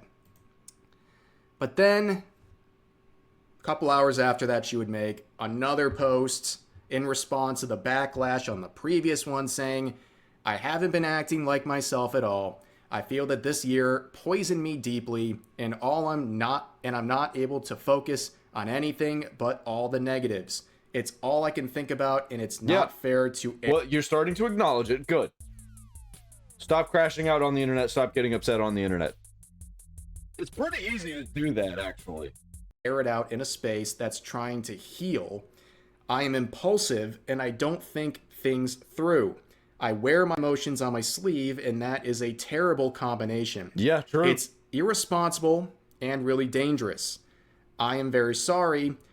At worst, I am dumb as F, not malicious. Nobody cares. If you're doing stuff that looks like malice, you are malicious, but it doesn't even matter. You are dumb as fuck. Like, true. I don't think you're very sorry, though. I really don't. I will see if you're sorry if you shut the fuck up and stop talking about it. But I'm gonna take a guess and say that she's not gonna shut the fuck up. So, unfortunately, the quotes, they're not looking great. Yeah, I don't believe apologies unless there's change. I think Asmongold said that in a video that I reacted to earlier. Yes, I agree with that. I'm sure she's gonna get a lot of support, and I'm sure some people will see this and be like, all yeah, I'm not bad, I'm just retarded. No, you're both. And you can change, but you gotta actually show the change first. All right, let's move on. And I think this whole thing's gonna blow over in a couple days, but people are, mocking it, saying in quotes that... she's always gonna see it. It's never gonna leave. She's just gonna have to live with it. This is the internet, this is what the internet does. And you think it'll be quiet for a while, and then it'll get brought back up again. And you'll be reliving it all over again. You just gotta learn to live with it. You fucked up. You fucked up bad. triple down on misandry and now scab and have to make an indirect response, and now it's just backpedaling and saying that she's dumb and this is why it's happening, and then people saying there's no accountability being taken. Yep. And I don't know what this person's saying. That's a little ridiculous. People saying F off, go farm engagement. Yeah. Yep. I mean, if you say some shit like that, that's what people are going to think. It's an engagement apology. What people are feeling, no, you are indeed malicious. A normal person don't throw others under the bus for bait or farming engagement, as you said on stream. That was a pure vile attitude. So essentially what you said is, all you said is what you really think out loud, and now people are angry about it, essentially. And yeah, it goes on, but I think you get the point. As I just said, I think this is going to blow over in like a couple days. And, I hope she figures things out. Probably just stop tweeting for a bit. I think that's good advice to literally anyone. And stop talking about your opinions on subjects. If you, have these bad takes that just piss everybody off, then you get upset about it. Just stop having opinions about things. Or stop saying them out loud on the internet. Because your opinions are fucking stupid. Or at least the way that you're saying them and portraying them is fucking stupid. Alright, let's talk about some video games, man. This was never supposed to happen to EA. EA says it will keep creative control if Saudi Arabia sale goes through. Sure, unless you don't make any money. If you don't make them any money, then they will take creative control from you. Good luck with that. I don't think that they're going to be able to make money unless Saudi Arabia actually takes control. Ladies and gentlemen, so in today's video, we are going to be talking about electronic arts and how certain people, are coping and seething quite a bit, because obviously everybody knows that EA has announced that they are going to be bought out by Saudi Arabia for a massive amount of money, $55 billion, if I remember correctly. Shit. Now, with all this being said, people think that the purchase of EA from Saudi Arabia is going to magically make DEI get erased from the company. And that very well... No, that shit runs deep, bro. But they will shake it off. They will shake off that rust. May be true, but not for all of their IPs, okay? The Sims is probably one of the only video games that EA has that is DEI truly focused, and it actually makes money for them. Other than that, probably not too many IPs, and that's because The Sims is majority woman-focused, and we all know how they tend to get down. I mean, at this point, they're voting for their own erasure, considering how the majority of women, unfortunately, do support the... I think The Sims is probably done. I don't think we're ever going to get another Sims game. Trans ideology. At least not like The Sims 2 or even The Sims 3. Sims 4, absolute garbage. That's why they had to make it free to play. And the erasure of biological women from all natural forms of life. But with all that being said, they are trying to do damage control by coming out here and saying the following. They are going to keep creative control if Saudi Arabia sale goes through. Yes, they are trying to tell you that somehow by being bought out and going private, that they're still going to somehow keep creative control, even though the company is going to be private. I'm going to call complete bullshit on this, because anybody who knows business knows at the moment you go private, all of that goes out the window, okay? Yes, you can have a CEO. Yes, you can obviously have a chain of command and all that stuff. But if somebody doesn't like... Here's the thing, too. We're going to keep creative control, but we're also going to get rid of literally everybody. I see that happening. I see massive layoffs. Massive layoffs. Like anything, they don't need any excuse. They could get rid of you immediately. I mean, they can even do that as a public company. So imagine what can happen with a... You can keep creative control. Here you go. But you're all fired. Private company, right? But I want to move over to this. I want to move over to this article from PC Gamer, okay? Where it says, after the Saudi-backed EA buyout, the OG Sims director says that diversity isn't just critical, that it is existential for the business. And that... Yeah, love is love and people are people. All right. Bye-bye. That love is love and people are people. When we go to McDonald's. This is coming from somebody with the name of Charles London, who worked on The Sims 1 and The Sims 2. And again, I want you guys to understand, The Sims is literally that IP that when you think of like woke nonsense being put into a video game and it actually being successful, this would be it, right? There is almost nothing else in terms of saving grace for this game other than the nonsense that they put into it, right? The player base for The Sims loves this shit for the most part. Not all of them, but a lot of them do. It's very clear by how much. And it could be a lot bigger if they would get rid of all that shit, because I fucking love The Sims. I'd be one of the people playing The Sims. I even downloaded The Sims 4 and tried to play it whenever they first made it free to play, and it was fucking garbage, dude. I immediately wanted to go back and play The Sims 2. Unfortunately, there's nowhere you can get it. It does not exist. Money The Sims makes and what they put into it. The future of EA has looked, well, uncertain since it got picked up in the biggest leverage buyout in private equity history. Yeah, I want you guys to remember this. The biggest leverage buyout in private equity history. You really mean to tell me that they're going to have full creative control after being bought out for $55 billion? You really think? Yeah, they'll have full creative control, but they're going to get replaced. Think that's going to happen? If you think that's going to happen, please let me know. I can sell you multiple bridges for very cheap.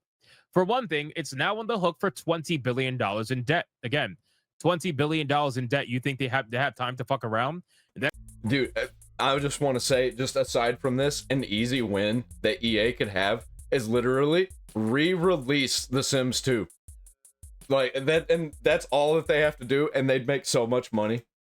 That is half the amount of debt that Warner Brothers have. And look at what's happening with Warner Brothers. They're literally out here begging anybody to buy them and clear them of their debt. For another, the buyout came from a group of investors that included Saudi Arabia's Public Investment Fund and Affinity Partners founded by Donald Trump's son-in-law, Jared Kushner. LGBTQ people and women are generally face repression in Saudi Arabia, while Kushner, of course, has strong ties to a Trump administration, which has made attacking LGBTQ rights a cornerstone of it. That doesn't even exist. LGBT rights, that doesn't exist. They act like they have different rights than all the other human beings on Earth. Like, well, for one, I believe that no humans have rights, except for one right, and that is the right of free will. This platform, please, for the love of God, shut the fuck up. Please. Okay, you guys are completely full of shit. You have the same rights that everybody else has. The truth is that you just want more. Yep. That's really what it is. You want more rights. You don't want the same rights. You want more. The presence of such conservative... Or not even really more, just different ones. ...developments in the EA buyout has more than made a few Sims fans worried that the state's involvement in EA might lead to a clampdown on the series' more diverse elements. That would be a terrible idea for a lot of obvious moral reasons, but one OG Sims designer via FRVR says that it will be existential for the business. Charles London, who worked as an art director on The Sims 1 and creative director on The Sims 2, says that representing same-sex relationships in the earlier games was everything for the series. I think it's existential. How would you know that if you wouldn't? Okay, that doesn't make any fucking sense. If it's always been there, then how do you know it's existential? You've never had it not in there. I don't get the logic there. That makes no fucking sense. I think it probably would have done just as good or better if it was just normal. For the business, right? It is certainly for society. I think it's incredibly important for there to be a mainstream beloved brand that says love is love and people are people. Guys, again, for the people who swear that politics, shouldn't be in video games, the people who are mad currently that Halo has been co-opted by the US government to make a meme for everybody to laugh at while not... Keep politics out of gaming, they cry. Actually putting any politics from Trump into the game itself, but they can't tell the difference. Apparently, these people can't understand. To them, it's the same or worse when a meme. Honestly, though, if they did put Trump in a video game, I think it would probably do extremely well. Meme is made versus when it's actually in the game, But again, and not shitting on him. If they make like Trump look good, or like they meme Trump as being this just funny leader figure, like ridiculous leader figure, they would make so much money. Doesn't matter what the property is. I think eventually it would go bad if you keep doing it in multiple games, but if it's in like 1, 2, or even like 3, 4, 5 games in the next few years, I think those games would do very well. And it's all about the politics they agree with being put into video games. Love is love and people is people. I've heard some very interesting people say love is love. I'm sure you guys can understand, what I'm referring to. It starts with a P. But anyway, but it's also the spirit of embracing all humanity that allows The Sims to be universally appealing, says London. Whether the audience be young, old, male, female, gay, straight, other, right? American, Iranian, whatever. I like how you specifically start off with young. That's the first thing you think about. Yep. Representing as much of humanity as possible is what let The Sims create an empathetic and emotional connection to that game. Among players, says London, it's not that there's so many pants you can dress them in. Though, to be fair, London does acknowledge the sheer volume of pants options is also an important part of the appeal. London reckons that a world in which EA chucked LGBT players under the bus is a world in which EA is doomed. And I don't even mind if you leave the game open to allow that type of gameplay to where you can have like same-sex couples and things like that. Just don't fucking label it. Just allow it to naturally happen. Just allow the system to be open enough for that to happen. The whole like making characters non-binary and stuff like that doesn't make any fucking sense. Like even with male and female, just put like 1, 2. Like if it's gonna bother you that much, put 1, 2, 3, 4. Have like, I don't know, 30 different character models and just don't label them. Just give them a number. Oh, then whatever they put at number 1, whatever they put last in the list is good. That's racist. That's misogynist that you put those characters there. It never stops if you just keep going down this path. We are in a reactionary periods. To have stalwart, beloved brands that are capable of sending this message is critical to society. But it's also critical that those brands keep the faith, because if they don't, they're going to stop being brands and they lose the ability to appeal to wide groups of people. Now, in terms of money, all I hear about is crying. All that I hear from this is fucking just crybaby bullshit. Overall, I gotta imagine that The Sims is probably one of the lowest on the totem poles in terms of money makers for EA. Especially if they can smell more money, but also if it goes against the morals of the Saudis who own it, they're not gonna allow it to happen anyway. Like, that's not gonna be a thing. They don't care that much about money. They know how to make money. But Saudi Arabians, they know how to make money. And they know that the way to make money is to drop all of this shit, because it's making people pissed off to the point where even people who are into this shit drop off because they're tired of hearing the conversation around it. Anytime I see reports come out from their investor calls or whatever, or their earnings reports, I never really see The Sims at anywhere near the top, right? Like, there's other games out there that they make way more money for EA than The Sims. The Sims is just one of those like consistent franchises that will always keep making the same money from the wokies that play it. But other than that, it's never really up there, right? Their sports games are up there. And so many more people would play it if they just left it open.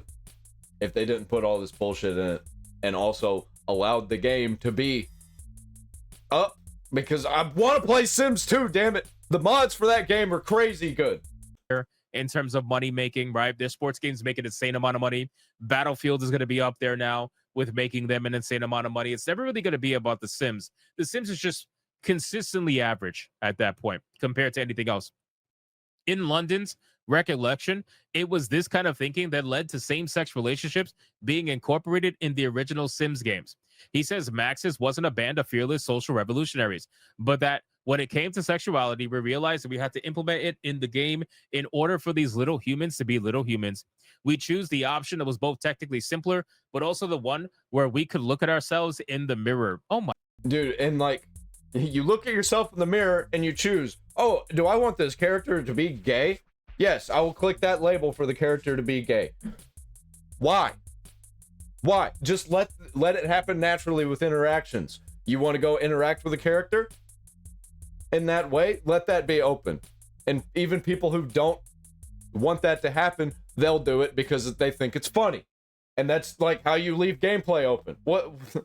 They just completely, this is lying, this is bullshit, because they want to keep pandering their fucking propaganda to children.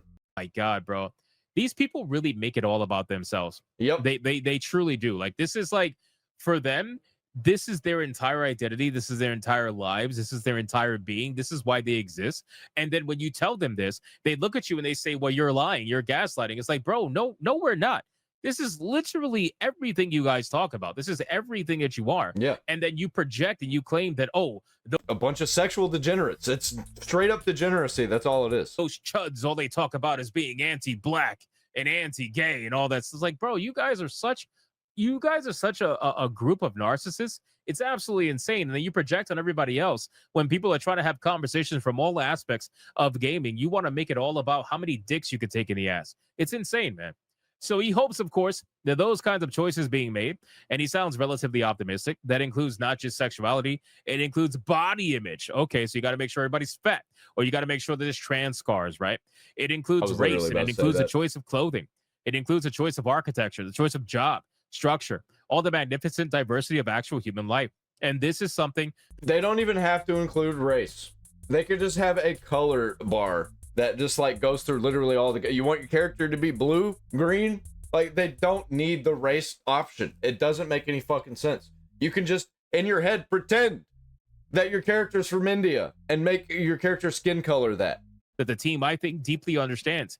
Deeply understands. Like, there's easy ways to get around all of the woke labeling bullshit and still have it all in the game. They just want to push it outright to make this the mechanics of the game instead of just like letting it open to naturally have those mechanics. They don't want it to be natural. They want it to be forced. They're forcing it. Dude. And it's literally propaganda whenever you do shit like that. Seriously, like your whole fucking life is this. Your whole entire life is DEI. I don't understand. I will never understand. This is somebody who is brown. I will never, ever truly understand. So in any case, ladies and gentlemen, I find all of this to be hilarious because they just seem to believe that the moment the Saudis take over, that DEI is going to go away. And I find it hilarious that they believe this, right? Considering that they usually tend to advocate for other countries that are not the US, again, right? They tend to advocate. These are the people who are always like free Palestine and all this shit, right? But then the moment the Saudis want to come around and buy EA and take it over, now they're like, no, this is not good for us. They hate us. They don't like us. It's like, bro, the demons are screeching. That's what this is. Are we being serious right now? So you guys let me know in the comments down below. What do you think is going to happen from Saudi Arabia taking over EA? You're either going to have to fall in line or you're going to have to hit the road, dude. Like, it's not going to happen. Saudi Arabia is not going to let it happen. They would rather shut the whole fucking place down and just start over. Use all what's left in the rubble to make something new out of EA. That's probably what's going to happen. They're literally just going to break the whole thing down. Do you think DEI is going to go away completely? Do you think The Sims is suddenly going to become straight only? Because I don't think so. Yeah, I think they're going to really hold on. I think they're going to sneak it in, and Saudi Arabia is just kind of not going to be able to do anything for a little while, and they'll have to slowly clean house. Eventually, they'll get rid of it, but then you'll have some other kind of politics in there. Because these freaks, it's just like a constant flow of freaks. And it slowly changes over time to something else. It started with feminism, and now it's just like this weird DEI stuff. And that I think it's moving into gambling. I think that might be what's next, because that's kind of the way I'm seeing things going. And what you'll have really bad gambling mechanics along with the DEI stuff, and slowly the DEI stuff will leave, and then the next political movement will start to creep its way in. Believe that. But do you believe that? Let me know in the comments down below. Thank you guys so much for watching this video. And if you enjoyed it, yeah, man, I enjoyed it a lot. I already clicked like. I don't know. This is very interesting, bro. This is better than reality TV to me. That's why I always react to this shit. Because, like, I'm watching it anyway. Might as well make videos talking about it. Got nobody else to vent to. Because nobody else that I know is into this kind of shit. But this is absolute cinema to me. The Outer Worlds 2 Rapid Fire Review from Angry Joe Show. I know he crashed out about politics, but he really kind of, for the most part, leaves it out, and he's just kind of a normal dude, so I don't give a shit. We can have different politics. Just don't make everything about politics. It just shut the fuck up. He apparently did after he said one thing about Trump and Halo. I think he probably realized, oh shit, I should have just said anything. Even though he's got a video about it up. I'm not gonna watch it. I don't care. But here's the Outer Worlds 2 review from Angry Joe. He's probably gonna shit on it a little bit. I don't think he's gonna defend it. He's definitely gonna leave out the political shit and the culture war shit. I'll be surprised if he brings Hey it up. everyone, welcome to another rapid fire review. This time for Obsidian's The Outer Worlds 2. My expectations for this game were Yeah, so this is not Angry Joe. I believe this is Luke. all over the place. On one hand, I really enjoy this genre of game. Pretty But if Luke's making it, then it's probably the general sentiment around the studio. much all of the big name games I find worth playing, at least on sale. And outside of Starfield, of course, which I'm not sure has any redeeming qualities at all. The mods that are coming up, that Star Wars Genesis mod is making me want to get Starfield, but it completely changes everything. And I also thought Outer Worlds 1 was a solid game. Yeah. It was a bit short, and some of the story and dialogue sections were... It wasn't fleshed out enough. And it was being advertised as like a spiritual successor to Fallout New Vegas in the media. I don't think that they meant to advertise it that way, but the media was reporting it that way. And it just wasn't, man. It really wasn't. And then the second one here was they were also doing that, but this time the studio actually kind of bought into it and announced something where they were going to live stream not Outer Worlds. They were going to live stream playing Fallout New Vegas before Outer Worlds 2 dropped. Like, get the fuck out of here with that, man. We know it's not going to be better than Fallout New Vegas. Literally the best Bethesda game. Bland. And the companions were mostly poor. But it did some good world building, and I appreciated the RPG systems. And most importantly... I liked the main companion in Outer Worlds. I had a good time with Outer Worlds 1. Especially since I got it on what Game Pass used to cost. But on the other hand, Obsidian did have me worried after I slogged through Avowed. I mean, yuck. Yeah.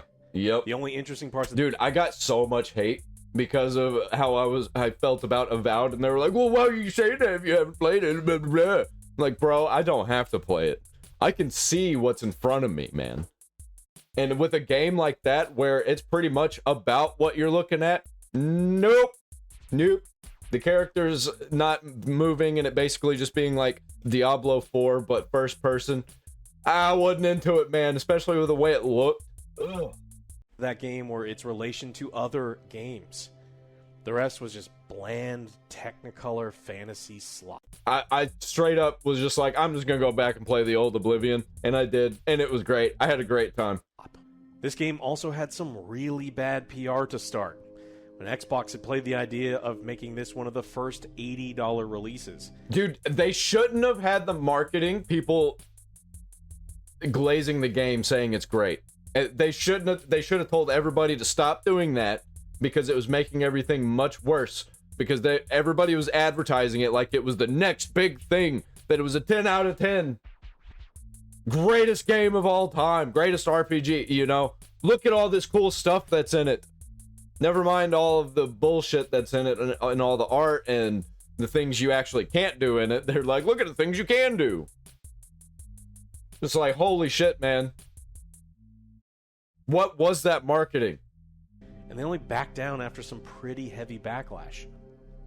But of course, they kept the $100 edition that granted early access to take advantage of all those impatient gamers, or the fools trying to make rapid-fire reviews as close to launch windows as possible. But now that it's here, I've got some good things to report. To start, it's got a decent enough character creator. Perhaps it's a bit behind what's become standard, but it's got good enough customization that OJ's true vision for our character was able to emerge.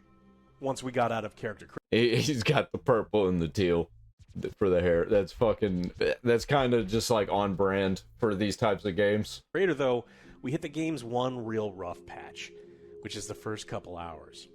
Ooh. Now, they do their best to get you immersed in the universe and caught up with what's going on and I can't tell if this is a male or a female character. How you fit in it. But it's quite a bit of NPCs just simply talking at you. And unfortunately, these aren't the interesting NPCs from interesting factions that you'll meet later on. They're kind of boring. Also, at the start, your weapons aren't very good yet. The stealth sections can be tough, and if you get caught, you probably don't have the gear or ammo to shoot your way out. And you really can't do a ton of the fun, creative stuff yet. So the player's first impression of the game can be a little rough. It does take a little bit, but after you level up a few times and you pick up some movement abilities, the game really does come into its own. Yeah, that's a huge problem. Does not sound good to me. As the first planet opens up... Especially with when I play games like Oblivion and Fallout New Vegas and Fallout 3, and I'm going to be playing Fallout 2 soon. And none of them really start out slow like that. Fallout 3 kind of does, but at least it's got an interesting story. You get to interact with the different factions. You start to build towards what I enjoy like Borderlands. There's just so many other games that do it better. Why are you fucking up like that? About this type of game. The highly memorable moments that come from just screwing around in the sandbox they built you. The main storylines aren't always great, and the RPG elements aren't always the deepest, but there's always the opportunity to do crazy things in these games, whether it be on the main or side quests or just screwing around in the world, and that's what keeps me coming back. You may find an outpost of people that trust you, but they're not the nicest people, and after one too many instances of their leader being a jerk to OJ in dialogue, you booby-trap the entire base and kill every single one of them. And you steal all their cool stuff. Or you come across a city that also got mad at OJ when he stole all their stuff. So when the opportunity to save it from total destruction presents itself, you simply don't. Important NPCs or even companions can die, and it's always nice to see your choices impact the world. But if you aren't a nut job like OJ in these games, maybe quick save a lot. Yeah, you shouldn't have to quick save a lot.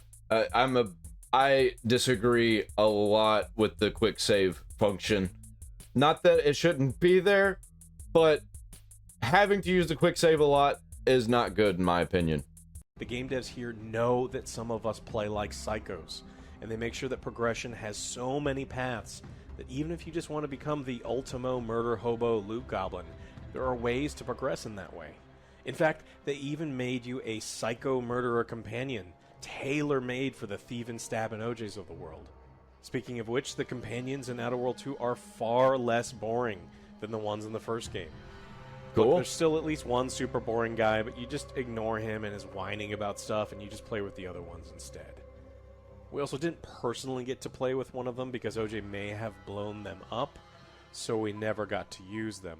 But I hear good things. Whether you like the companions or not, the companion quests are certainly worth doing. You get upgraded gear for them, but even if you don't plan on using them in your group, the amount of experience the quest gives is incredibly high. The stat and perk system in the game is solid. There's a lot to choose from. You'll probably have to specialize in just a few if you want to hit some of the skill check minimums to find some of the particularly creative solutions to the problems the game presents. It's a thoughtfully creative system, especially when paired with perks. That's what I've heard. So even if you do stack all non-combat skill points, some of the perks in hacking or engineering will provide big benefits in combat. Or the game will provide the conflict-weary traveler fun opportunities to solve combat situations. I found a room filled with high-level guards, but instead of attacking them head-on, I sabotaged liquid nitrogen cooling systems and froze them all to death while they screamed. And then afterwards, just simply shattered them. That's a little Bioshock-like. I like that.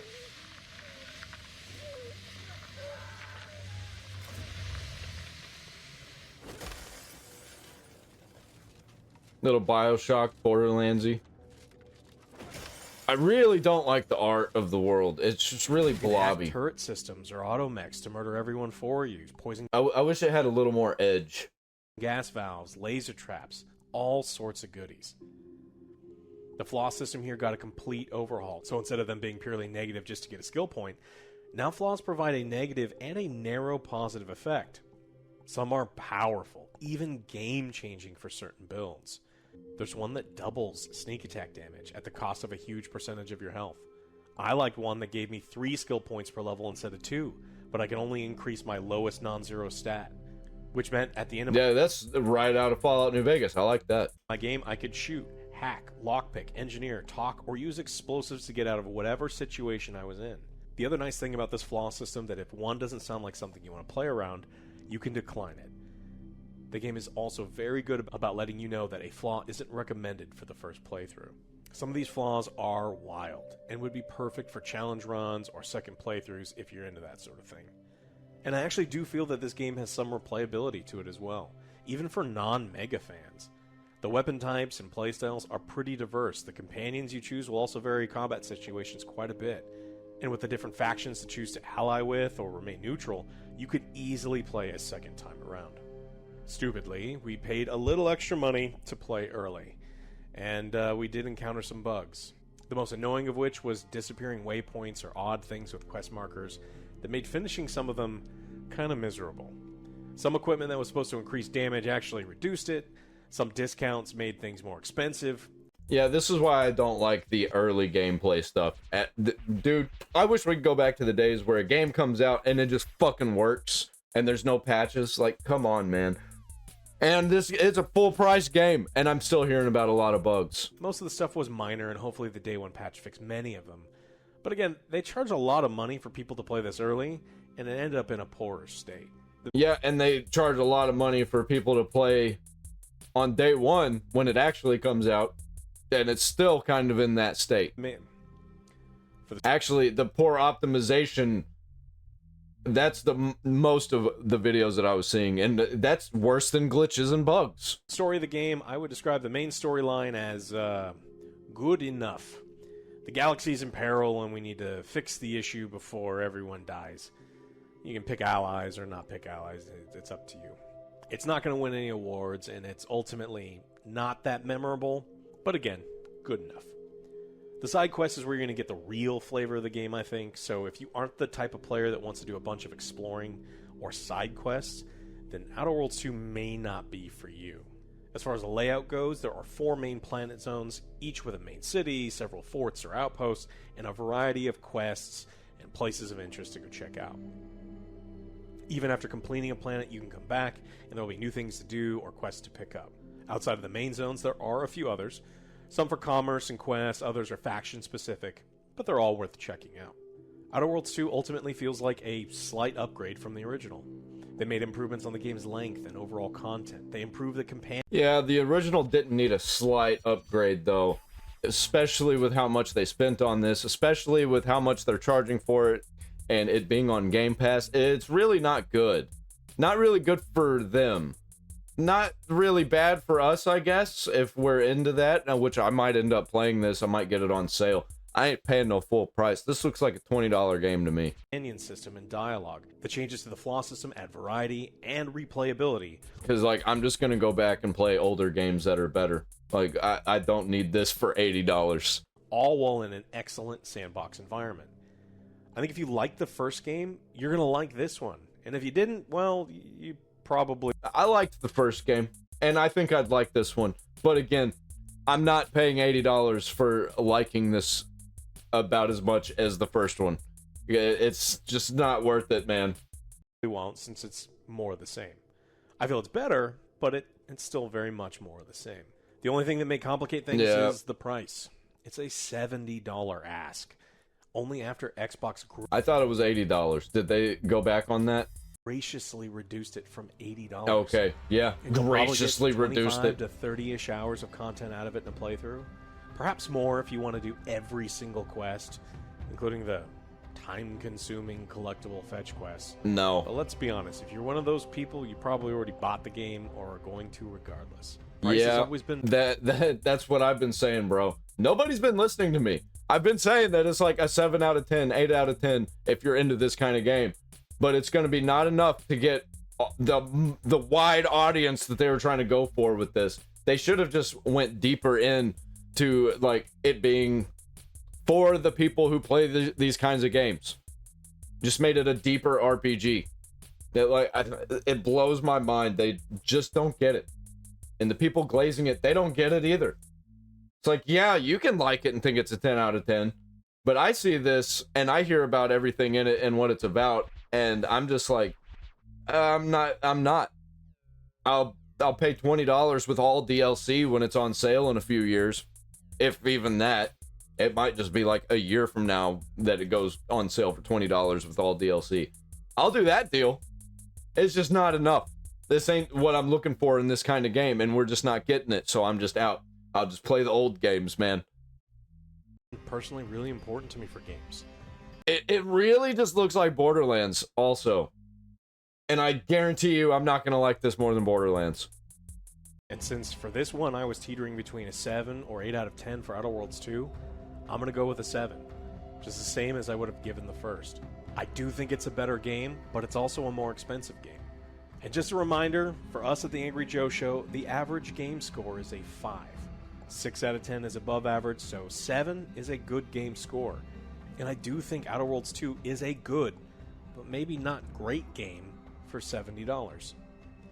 This game will be a great deal on sale, or perhaps on Game Pass, but only if you find a month with multiple games so you can take advantage of how expensive it is now. Thank you so much for watching this rapid fire review. We have tons of stuff coming still in this game release busy season. So check back with us, and I'll see you then on the next Angry Joe Show. They shouldn't have used the graphics that they did. They shouldn't have went deep on the areas that they did. For one, if they would have just cheapened the graphics and had worse graphics, like, you can have worse graphics, man. People are still going back and playing old games and love the way the graphics look. Not because they look over the top realistic or really pretty. It's because it has a vibe. And this just kind of has a vibe that's basically pulling from a bunch of other popular shit, which makes me think that they're using AI for a lot of this.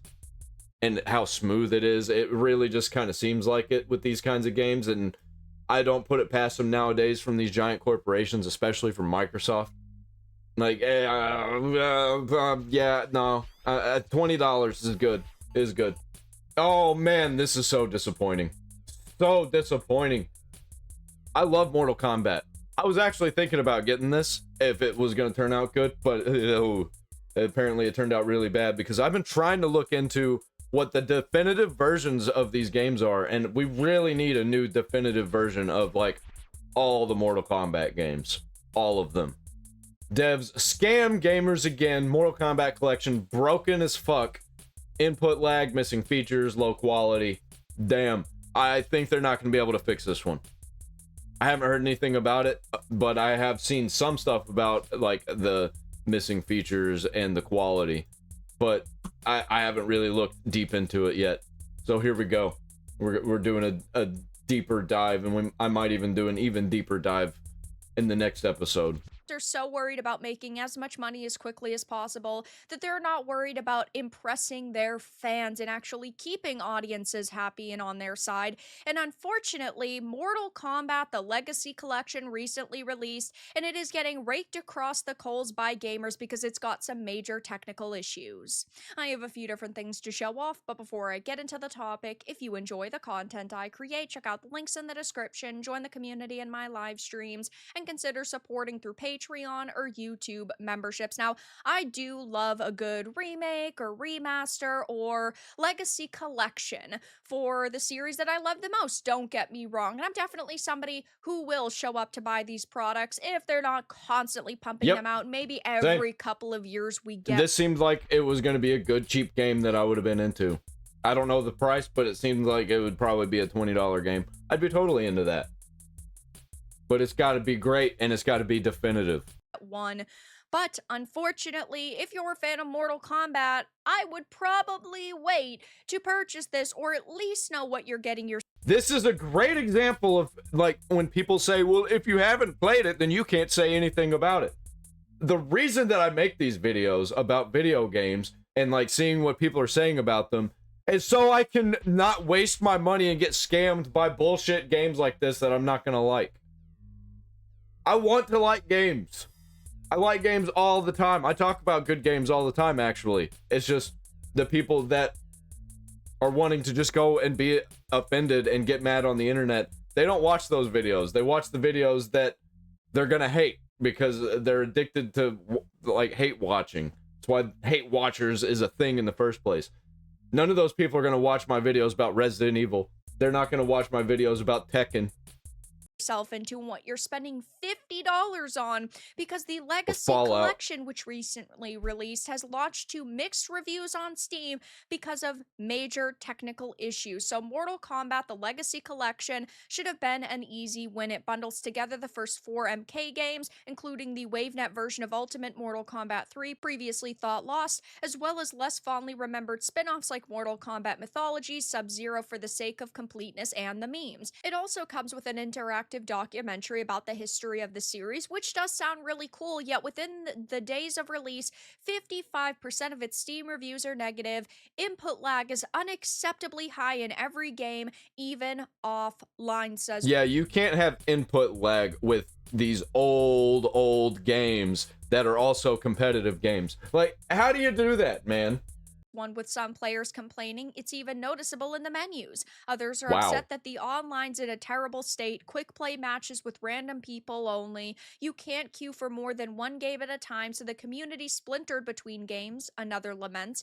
The 360/PS3 MK collection that came out over 10 plus years ago had better netcode than this. And it's not just the input lag in online that players are complaining about either. It just seems like overall the 360 PS3 era was just the last good era of video games, and it's just been getting worse since then.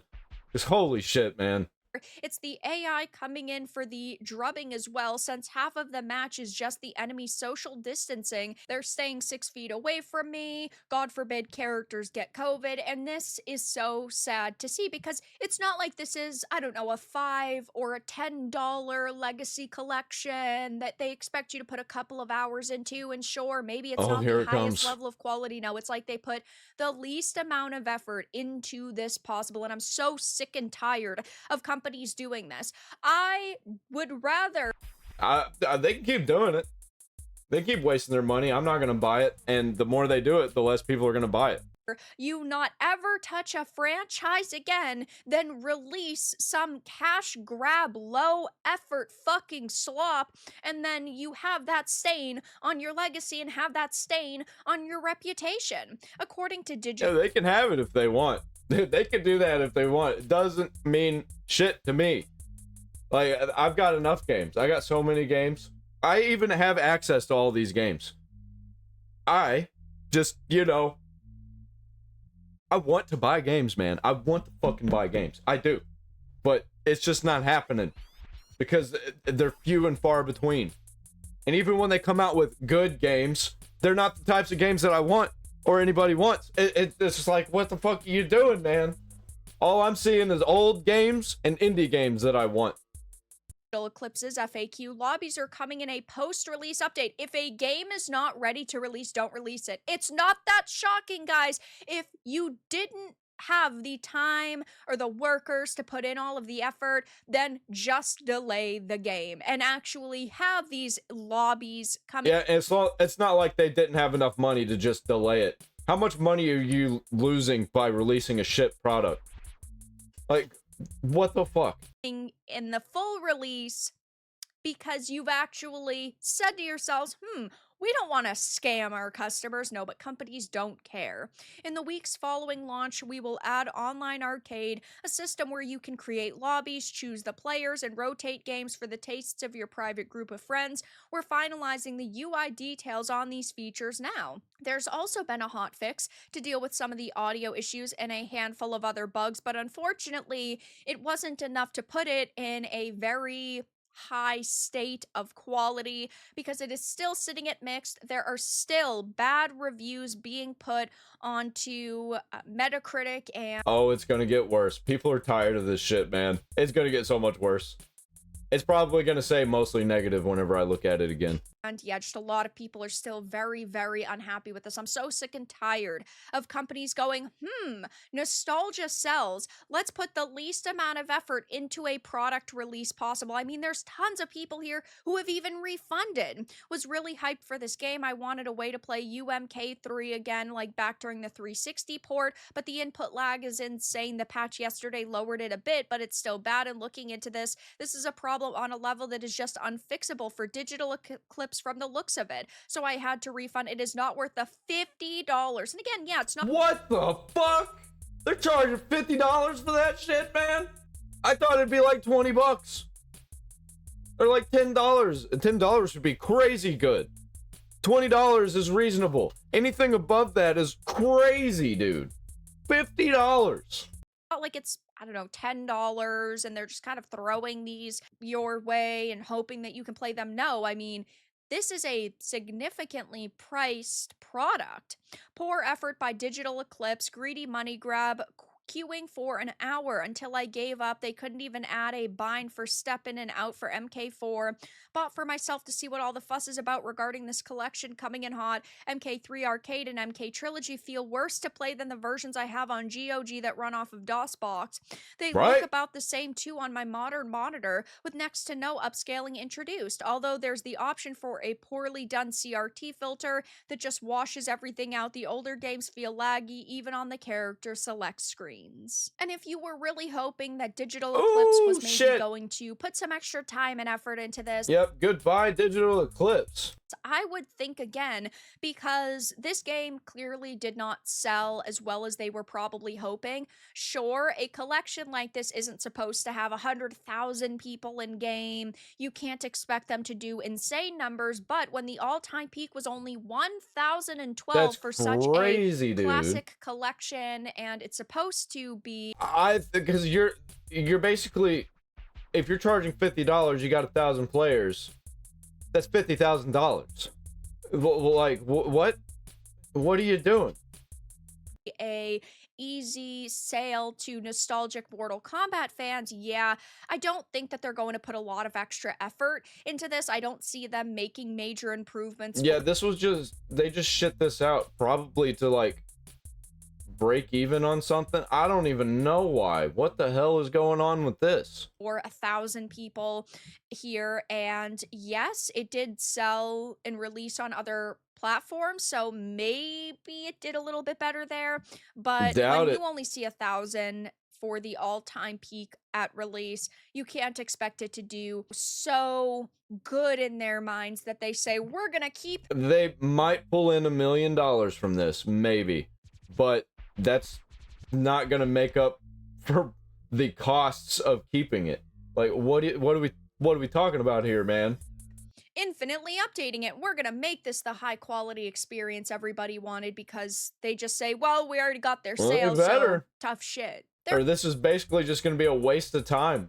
There are some positive reviews here of people saying the only negative point I found is that the SNES MK1 has really bad input lag. It's literally unplayable. I know this is already the lesser version, but it is the one I grew up with, and it's a shame I cannot play it. And I think that if part of the product is unplayable, it should not get a positive across the board. I tried so hard to like this, but God, the input delay is horrific. I definitely am pushing a refund on this. I'm sorry, but I think you guys won't be in the gaming industry for long. True. And if we take a quick peek at the discussions page, there are a lot of people saying, how the F do you mess up a collection of 20-plus-year-old ROMs? How did they break it? I just want to confirm with you guys, is the AI bugged? And if not, are you going to be adjusting it? How did you mess this up so badly? The online doesn't work. Major input. Yeah, I think they just shit it together. I think they just shit on a plate and was just like, here you go, give me money. Like, I don't even think they checked to see if the games worked. Because how hard would that have been?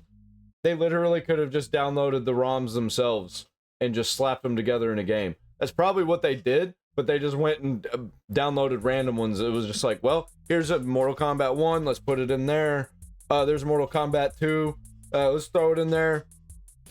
I don't care what it was from, but I know it was from something. This is the game. Okay, we got them all in there, let's sell it. And they never even played it. Delay, when is this going to be fixed? Non-functional online, 4 days and counting. Online multiplayer still isn't working, so a lot of major criticisms are being levied towards them at this point. And it's so sad that there were so many people that were so hyped for this collection who are now either refunding it or they're just hoping and praying that Digital Eclipse is going to put some work and effort into this, though I can't say I expect them to. I see them delisting this, actually. I see this Digital Eclipse being fired or shut down or whatever, and they delist this. to you because they released it, and we know how companies are. They launch remasters and then they set them and forget them, and they put a minimum. Oh, here's something I didn't think about.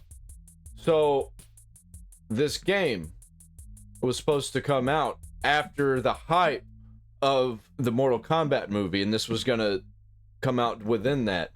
I bet that they were banking on a full marketing campaign and everything fell apart. Like, I bet it had very little to, I bet the movie being delayed had little to do with the actual time that they wanted it. I bet the marketing campaign fell apart because probably this game was bad. The social media campaign was bad because it was bad. It was real bad. It was doing that same thing where they push it as the next big thing, the next big release. Everybody's gonna love it.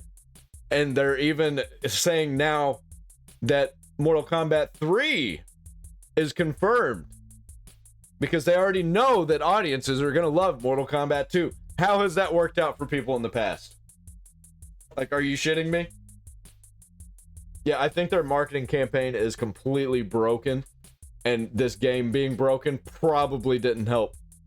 They were probably throwing it together to try and save anything they can from the marketing for the movie. And it is just all fucked. Which makes me think that the movie's gonna be fucked. It's all poison.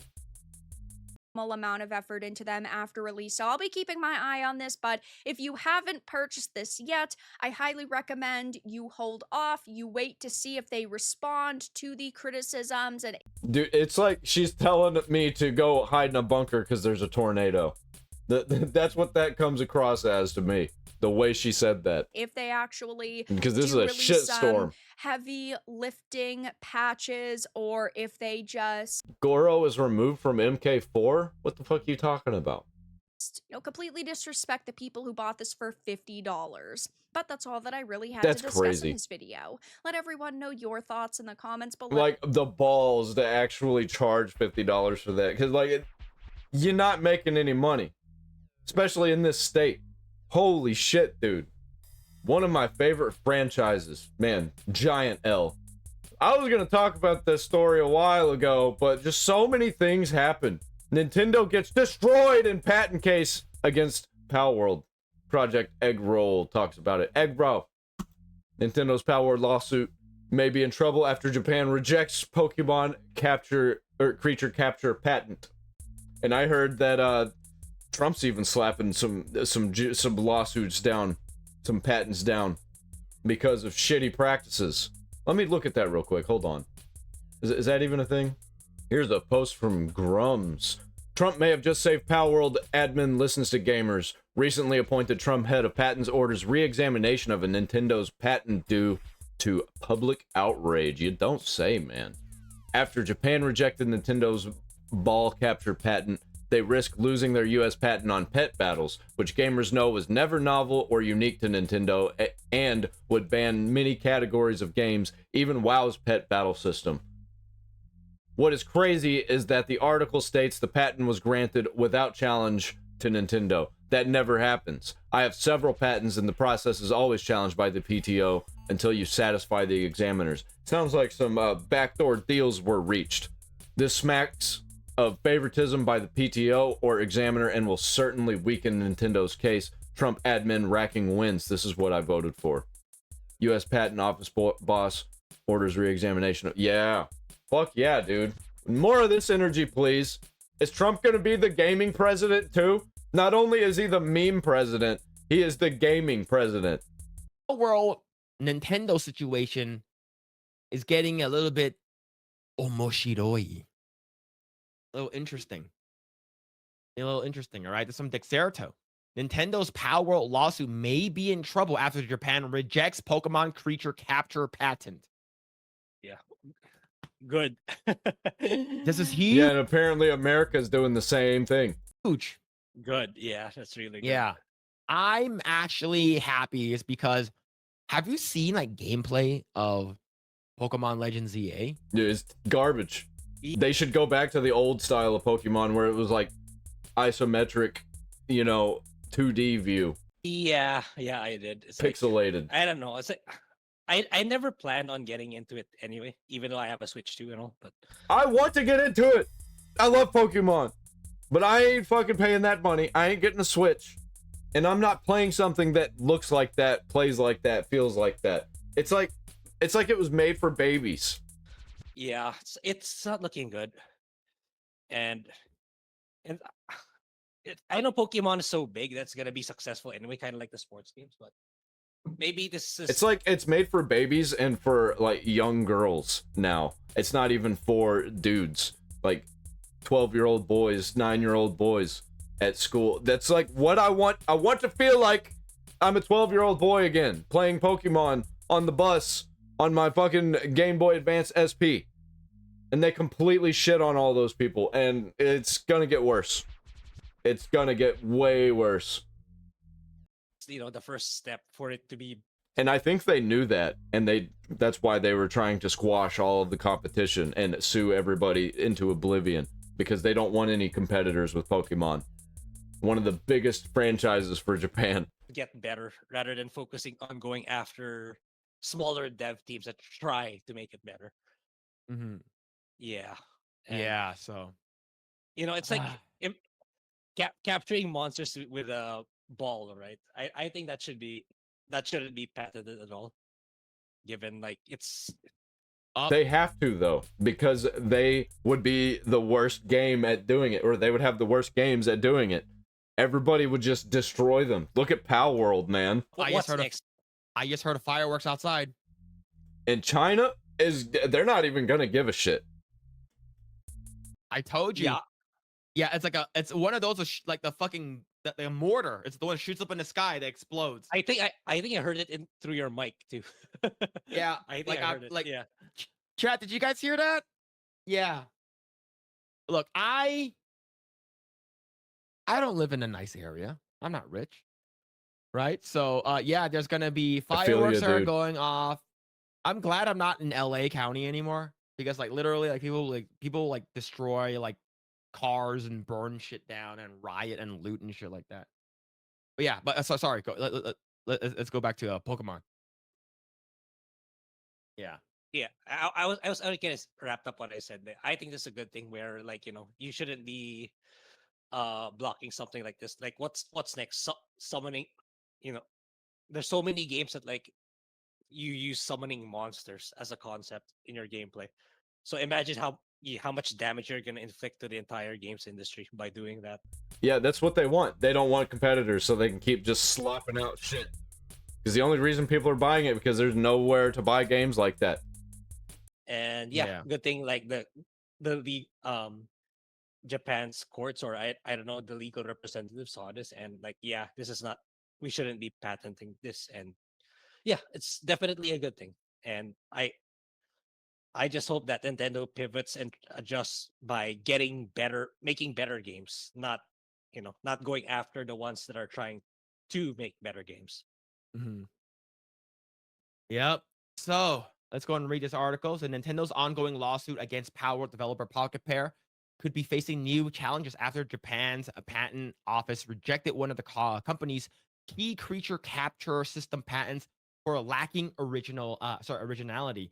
According to the Games Report and Game Rant and Windows Central, the Japan Patent Office denied Nintendo's application number 2024-03-1879 in late October 2025. Patent, which belongs to the same family as several filings cited Nintendo and the Pokemon Company's lawsuit against Palworld, was deemed not novel enough to qualify as original content. Yeah, they were really trying to patent everything about their games so that nobody would make games like them. They're the only ones allowed to do that. The Examiner referenced multiple prior games, including Monster Hunter 4, Ark Survival Evolved, Kombat Kollection, Craftopia, and even Pokemon Go as examples of its earlier titles that use similar creature capture or switching systems. Good.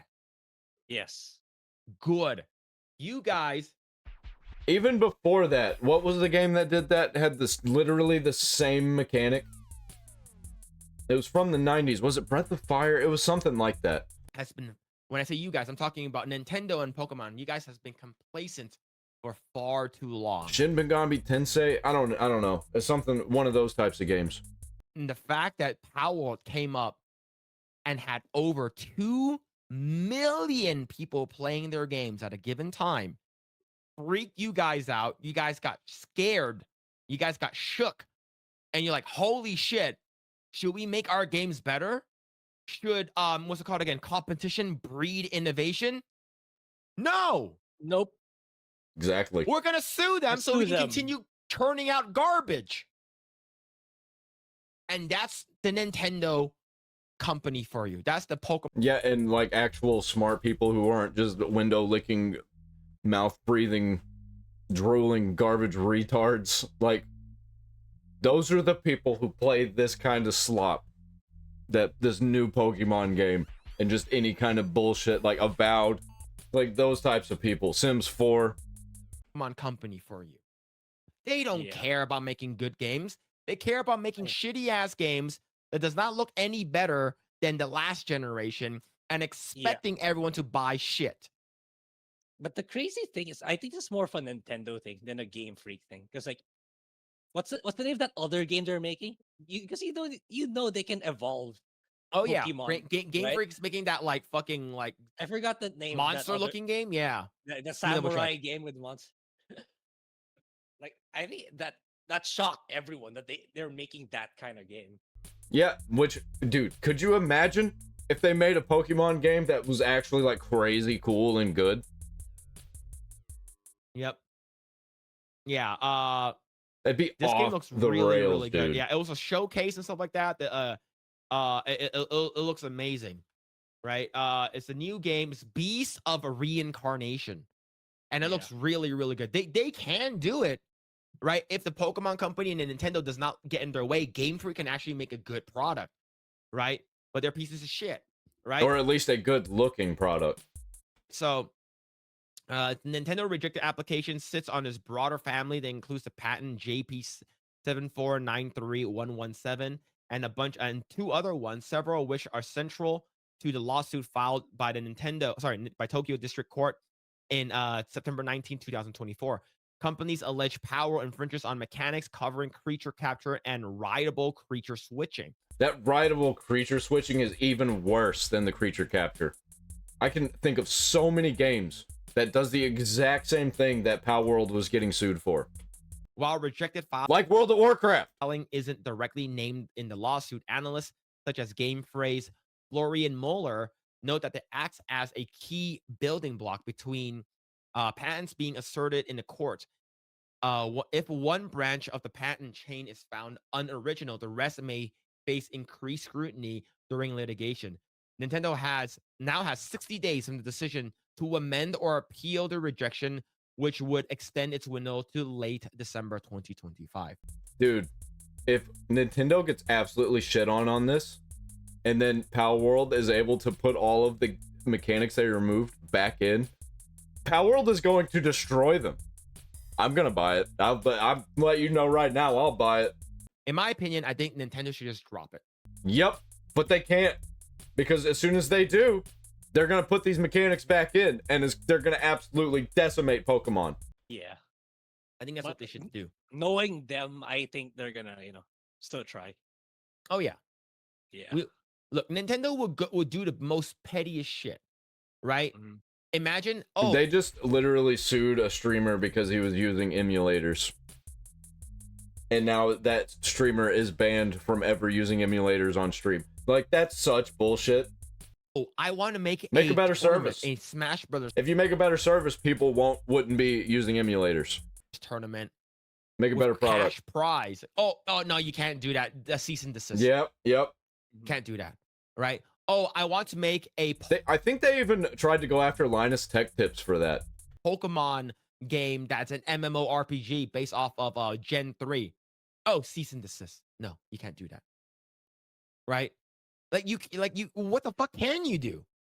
All right, how about if I make my own game that's and foundation is very similar, but then at the end game is completely different. Oh, sure, you can do it. Sure, we don't really care. Oh, word? You guys sold over How much money? How many copies? How many players at the given time? Nah, man, that's our money that we missed out on. We're gonna sue you guys. That's exactly what happened. Yep, 1000%. Right? A fundraiser Smash tournament being shut down by Nintendo. Yeah, exactly. A fundraiser. Wow, shit, man. JPO's ruling doesn't automatically invalidate Nintendo's lawsuit, as the Tokyo District Court isn't bound by administrative patent decisions. However, it may influence how the court evaluates the originality of Nintendo's claims, systems, an issue Pocket Pair is already expected to contest. Palworld lawsuit, originally filed on the anniversary of the game's release, has already been delayed due to Nintendo's amending other disputes earlier this year. Legal experts now expect the proceeding continues to go well into 2026. I want Pocket Pair to win. I want Nintendo to not do shit. And I actually want Nintendo to lose. Not even as much Pocket Pair to win. I want Nintendo to lose, because fuck Nintendo. How about just make better games? Yep. All right. Exactly. When Legends of Arceus came out, which I did play, was really good. I enjoyed it. Like, wow, open world, loading between zones and shit like that. It's like open zone versus open world. Really, really cool. Rideable animals and stuff like that. It's awesome. And they didn't really do anything better after that. I think that was like the best like innovation they did. And then of course Palworld came out not too long after. I didn't even like it. I played it. I didn't own it, but my friend owned it on his Switch, and I borrowed it, and I played Legend of Arceus or Arceus or whatever the fuck it was called, and I played Tears of the Kingdom, and I ended up quitting Tears of the Kingdom, playing the Pokemon game, and then I just didn't like it, man. It just not the Pokemon that I wanted to play. It just made me want to go back to the 2DS and the DS and play those games. That and Palworld was a great game. A lot of updates, and they're branching out to doing Palworld farming simulator, and they're doing like a Palworld dating simulator, which is also crazy as well. But if you actually look at like the comparison of, I guess what's it called again, Lumio City, of what you expected from, dude, they're really turning Palworld into the franchise that Pokemon should be, you know what I mean? A Legend of Arceus. It's so barren. There's not a lot going on in the game, and it just I used to like it's unoriginal, and a lot of the lazy designs for the Mega Evolutions. Have you seen the Mega Evolution for Starmie? Yep, it's garbage. I think I did. It went viral. But yeah, it doesn't. I'm gonna bring it up. Yeah, bring it up. And I heard the plot of ZA was really bad too. It involves getting into debt and shit, something like that. It's like, what the fuck, man? You're talking about debt and how it's a good thing in a kid's video game. It's like, wow. Right? Yep. Crazy. Yeah, they want you to get in debt with Nintendo. This is Starmie's Mega Evolution. So we do know how Starmie looks like, right? Starmie is a Pokemon that looks like a star. As a purple star, right? It looks like this. That's Starmie, right? Yep. You're like, oh, I wonder how the Mega It was one of my favorite Pokemon from the original Pokemon series when I was watching the anime as a kid. Evolution is going to look like. It looks like, what are they called? The Thumbs from Spy Kids? Is that what they were called? The Thumb guys? That's what it looks like. Yeah, I saw that. Are you kidding me? This is lazy. We're just gonna make it have long legs. This is unoriginal. This is lazy. Yeah, so and it's very uninspiring. stupid. Yeah. It's that's something I would think of in like 10 minutes. It's like, okay, let's just extend it and make it a leg. As a joke. That's what somebody would do to Starmie as a joke. Yeah. It is bad. It is very, very bad. Man, it's not good. Yeah, What the fuck is that? Yeah, it's lazy. And yeah, the gameplay itself is not funny. They made it. Dude, it like really does. It does remind me of the Thumbs. Like, holy shit, dude. The resemblance is uncanny. Especially when they're standing like this. Like, if Starmie would just, instead of doing this, would do that, it'd be the same fucking picture. What is this Honey Boo Boo shit right here? What the hell? I haven't thought about that since that episode of South Park. Souls-like, apparently. Which is, I don't know. I'm really not on board making everything like a Souls-like gameplay-wise. It's really not a good idea. Yeah. They have to be great, like 9 out of 10 level, in order for people to actually get on board with a Souls-like game. I just think that, like, because I actually really like Mega Evolutions. I think Mega Evolutions are actually pretty damn cool. They just do them really shitty and lame and boring. When Gen 6 came out for X and Y, when we got Mega Evolutions for the original starters, we got Mega Evolutions for some legendaries and stuff like that. Like, I thought it was really freaking cool. And then you get this. It looks boring, unoriginal. It looks like an intern made it. It looks so bad. It's probably contractors. They're probably contracting a lot of people. It looks kind of like Halo does. Yeah, man. All right. Now, do you know how Stormy sounds like in French? This is the French. So you know so you know how Stormy sounds like in English, right? So Stormy. Yeah, I have some idea. Stormy is like here, right? It's like a here, and then Stormy is like it's like a female sound. Like Yeah. You ready?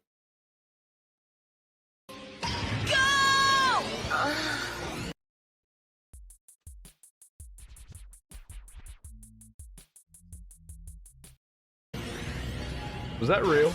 Attention, Staros! Attaque Shark! There's no way that's real. Is that actually what it sounds like? Hold on. Don't fuck with me like that, man. Apparently it's real. Oh, what the fuck, dude? All right. Well, I learned that today. Staros! Attaque Écume! That one just sounded like she was taking a shit. I typically need to pay money to hear that sound. Yeah, true. The first one is like, oh my god, that's a little like a moan. That's literally what that is.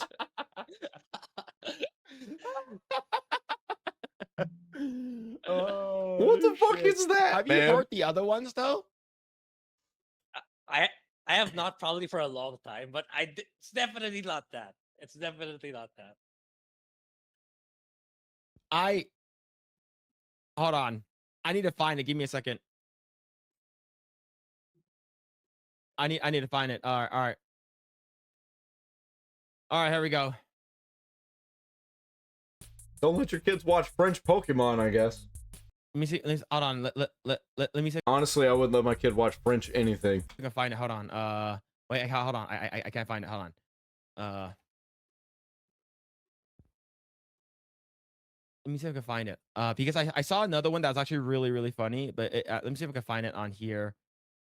Because like other than this one, I think the French ones are really funny.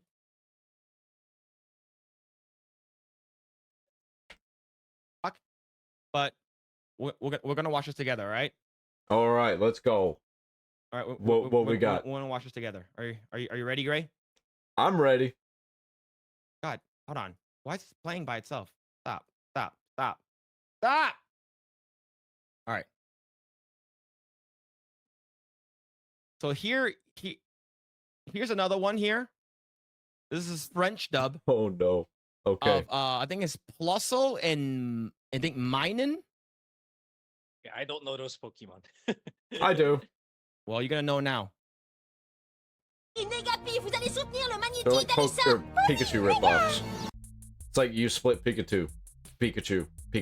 They're two Pikachus. Let's hear that again. Le magnétique d'Alissa. Vas-y, les gars.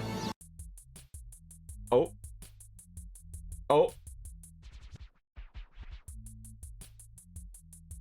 I know what that sounded like. Yeah. Positif, négatif, vous allez soutenir le magnétique d'Alissa. Vas-y, les gars.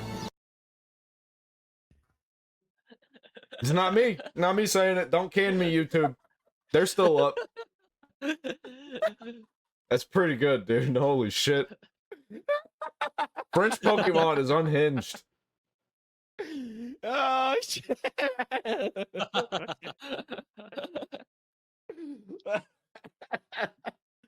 Oh man. Oh shit, man. So which one's worse, Gray? This one or the Starmie? What's the definition of worse? Okay, which one do you like better? Oh, dude. Yeah, Pokemon changed. Yeah, man. Oh yeah. Okay, watch it again. We'll watch it again. Watch it again. All right. All right. Shit. Positif, négatif, vous allez soutenir le magnéti d'Alissa. Posi, les gars. I think I've heard that before. Oh, Starmie It is just better. completely Yeah, I think left my Starmie brain. is- I think Yeah, Starmie Starmie's will always- better. Yeah, yeah. Starmie definitely better. That's just so crazy. Like, how do they even allow that? Nintendo just must not know about it. Oh boy, here we go. Talking about the Xbox numbers that I've been saying for such a long time. I called it. Just like I call everything. I'm always fucking right about these things, man. It's not good. It's really not good. They're probably making a lot of money, but they're also spending a lot of money. They're basically like, they're collapsing and they're trying to duct tape everything together as much as they can at the same time they're building stuff, and is making a bunch of shit collapse even more. And the tower is getting bigger, but it's also getting more unstable. Salutations, everybody. It is Maddie here today. It's another interesting day in the world of Xbox. Just yesterday, we talked about those 30% profit margins that were set.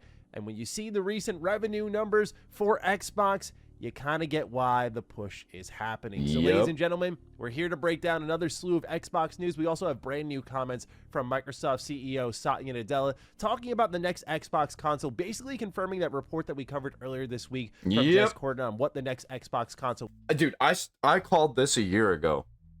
I said that Xbox, whatever the next Xbox is going to be, I can already see it being like a high-end PC, and I think they're going to outsource Xbox. I think they're going to outsource the Xbox software to put on other devices. They're going to have a bunch of third-party devices running the Xbox Windows software. I'm already seeing it. Everything, all of the things that I called are, turn out to be true every time. So I think this one's going to end up being true. Will be, which is, as we described in that video, a console PC hybrid. But also, he has some other interesting... And it's going to cost way too much for the, regular person to buy. And any smart person would just buy a fucking PC. Like, what are you doing? Thoughts that he shared that I wanted to talk a bit about. So, ladies and gentlemen, if you're new here and you're into the world of Xbox, like I said at the start of this week, it's a busy week full of Xbox news. Consider subscribing. All right, let's begin with the numbers here covered by Game Developer. They write Xbox hardware revenue is in decline again by 29%, with gaming revenue at Xbox falling by 2% and 3% in constant currency, amounting to $113 million lost. Now, I know for a company like Microsoft, you look at that number, you're like, that's a lot of money, but also not a lot of money to the multi-trillion-dollar company. But as I'll get into here a bit, when you start... It's rot, is what it is. To assess the numbers of other parts of Microsoft versus Xbox, it does paint a concerning picture. And of course, yeah, the bottom's falling out.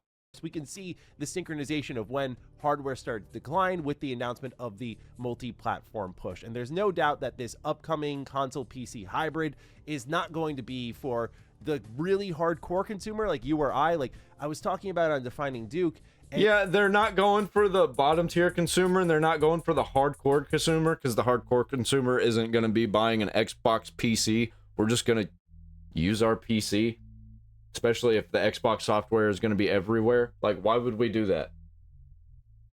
And the bottom tier, they're not going to be able to, I say bottom tier, the people that are like, barely holding on because of the prices, they're not going to be able to afford it. They're not going to get it. So they're just going to have a shittier experience. And at that point, you might as well just buy a PC. Like a $400 PC, you can play everything. And it's going to look great. And the reality is, when I think more and more about this next Xbox console, I wonder how for me it is, because I'm lucky enough to have a PC, a handheld PC, a PlayStation, a Switch right here next to me. Like, I'm very well taken care of. And so would a PC with an Xbox skin really speak to my library outside of my job? I mean, of course I'll pick it up and cover it, but would it speak to me when I already have like a great rig at home? I think, as we'll get into with these numbers here, the exception at Xbox is that hardware is there as sort of a off-ramp. Get you on out of here. And I really don't know if the casual console base is going to transition over to that, because to them, they know gaming is this kind of cheap console thing. Like, I'm going to spend $500 max. And when the rumors are that this next PC is going to be over $1,000, and that's crazy. The price of the Xbox out. Dude, they're going to fail so hard if they do that. They're going to have to, if they're going to do that, they're going to have to release some smaller devices or outsource Xbox software to other devices.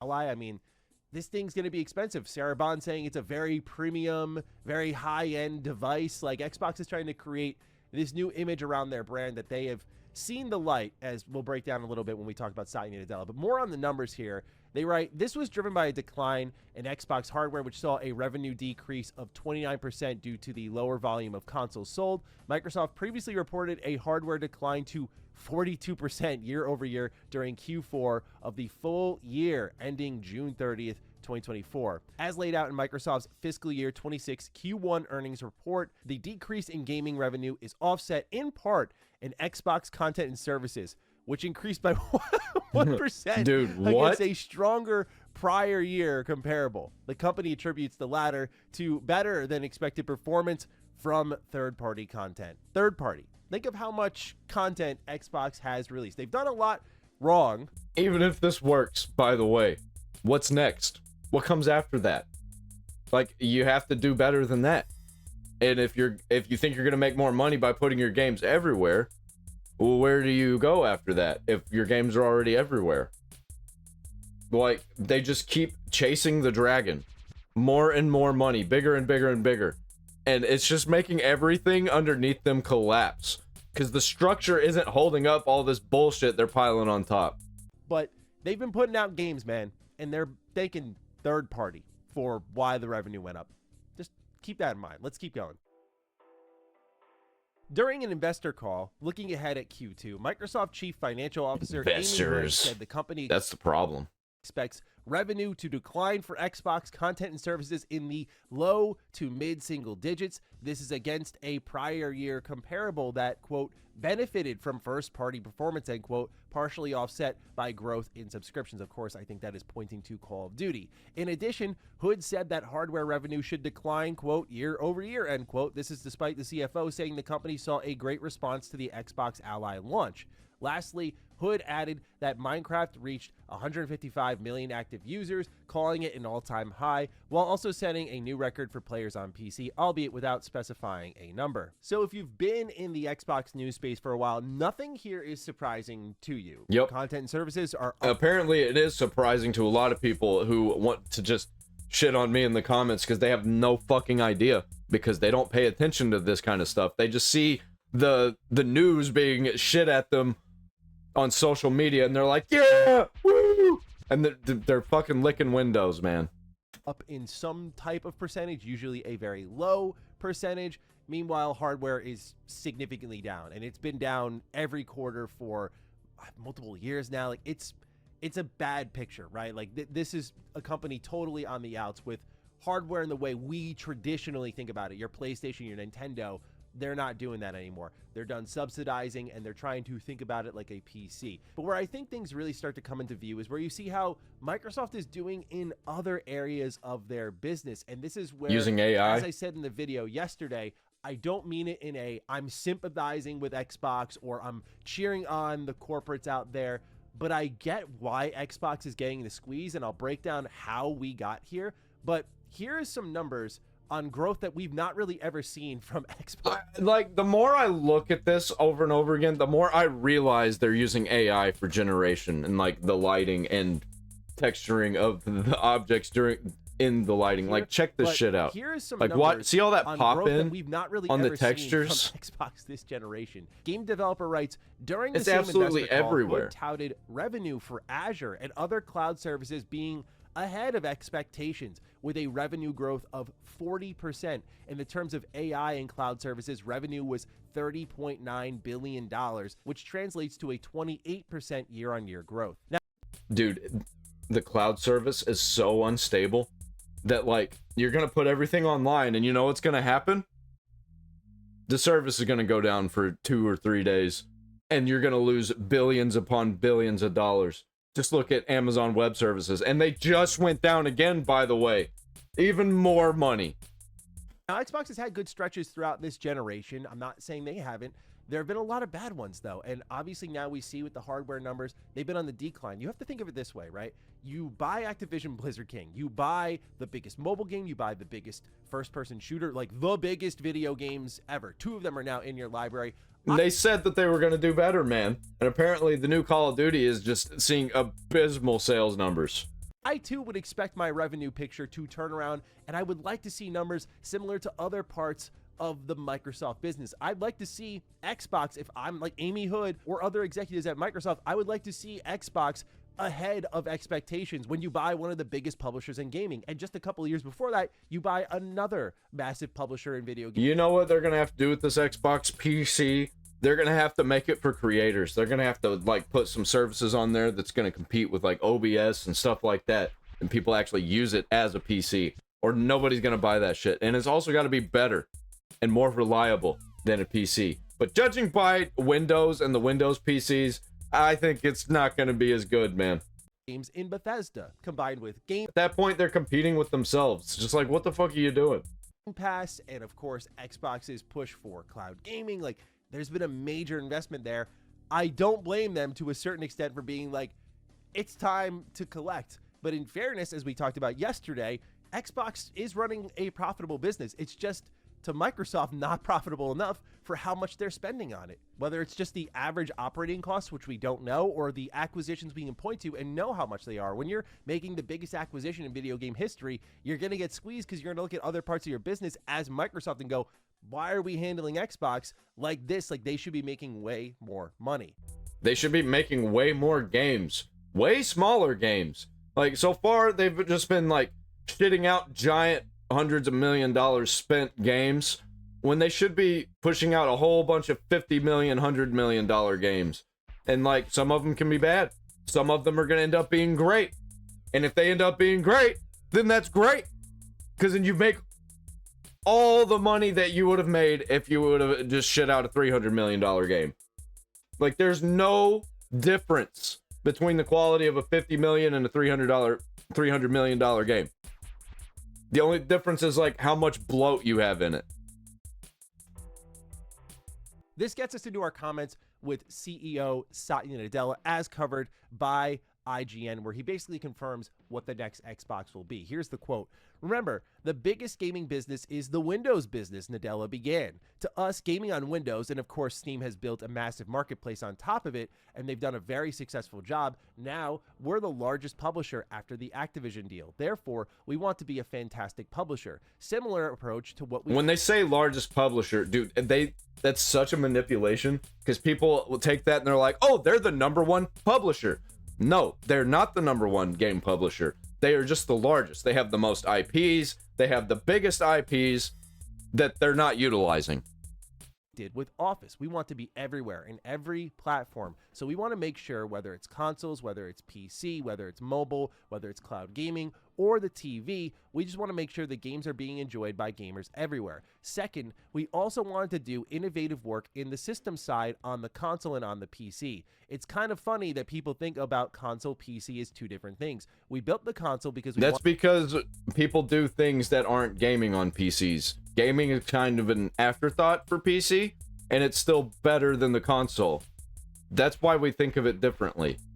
To build a better PC, which could then perform for gaming. I kind of want to revisit some of that conventional wisdom, but at the end of the day, console has an experience that is unparalleled. It delivers performance that is unparalleled, that pushes, I think, the system forward. So I'm really looking forward to the next console, the next PC gaming. But most importantly, the game business model has to be where we have to invent maybe some new interactive media as well. After all, gaming's competition. Remember last time they tried that with the Kinect? Try to make some new interactive media. Competition is not other gaming. Gaming's competition is short form video. And so if we as an industry don't continue to innovate both how we produce, what we produce, how we think about distribution, the economic model, the best way to innovate is to have good margins, because that's the way you can fund. So now you start to see how the... You know what you could do? Make a better gaming platform for videos than YouTube. That'd be cool. They're not going to be able to do it because Microsoft fucking sucks. Speech is trickling down, right? We're starting to hear... It's like they're trying to do a thing that they've already done before and failed. Phil Spencer, Matt Booty, Sarah Bond say these similar things. Like we covered earlier this week, Matt Booty saying like the biggest form of competition for Xbox is TikTok and movies. This has received a lot of eyebrow raises across the industry, and a lot of people don't agree with it. Many do, though, I've seen online, have understood what this means and how true it actually is, because the reality is there is content everywhere, and the fight is for your time. Really, the biggest competition for some of these companies is the time you spend with your family. It sounds dystopian, and that's because it is. They don't want you doing that. They want you consuming constantly, and so they want you to go on your short form videos, or Xbox wants to take you away from that and put you in their ecosystem. So while there's much I do disagree with in Microsoft proper and Xbox proper plenty, this is one of those talking points I don't. I get why they're looking at that and seeing the time spent as a threat. But also, they've tried this before. They keep trying to jump into the video platform spaces, and then they fail, and then the video platform space that they tried to get into dies anyway, and it was just like, what the fuck was the point? Does not mean that PlayStation and Nintendo... Like, what was it, Mixer? They bought Mixer, and it just failed, and then nobody really cared about streaming after that? Are less of a competitor. It just means that you have to fight for time. And how do you fight for time? You produce great video games. Something that Xbox has done, but to the level of a Game of the Year winner, they have not done that yet. Both PlayStation in God of War and of course Nintendo in things like Breath of the Wild have produced Game of the Year titles, or contenders even, like Tears of the Kingdom or Spider-Man. Xbox has found themselves making great games for a particular type of gamers. Like, I love Indiana Jones, but that really wasn't cracking into the Game of the Year conversation, partially because of where it released. I really enjoyed The Outer Worlds 2, but that's because it's for my particular taste, but I also understand that's not going to be a Game of the Year style title. So this is one way Xbox could get your time, right? They could actually just compete by making top-of-the-line video games, but we've seen how that... They need to make smaller games and make way more of them and use the IPs that they actually have and not shit all over them. It's gone, and that's just too up in the air for them, clearly. So now we take a look at what they're talking about here with this Windows business and how the focus is being everywhere. A lot of people have framed this as Xbox has seen the light, this is how it should be, but they tried this before with the Windows 8. But by the way, it's like they don't learn from their fucking mistakes, dude.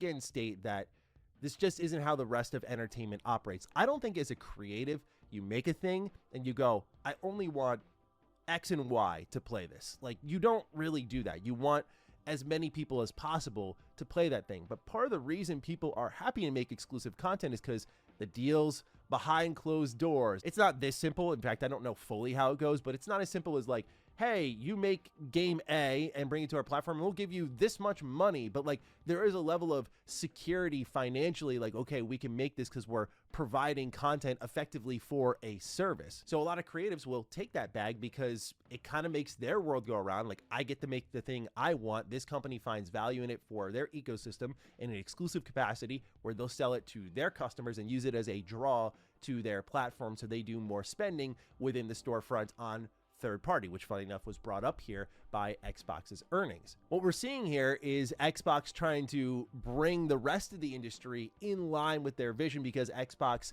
has lost, right? Not in the terms of money made. You're the biggest publisher in video games. You have Activision, you have your own first party studios, you have... Doesn't mean most successful.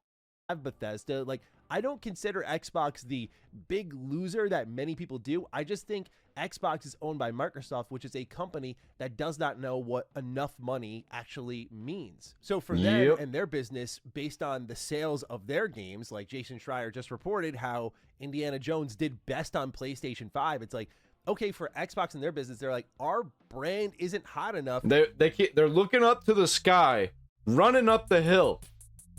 And they think the hill is going to keep going on forever.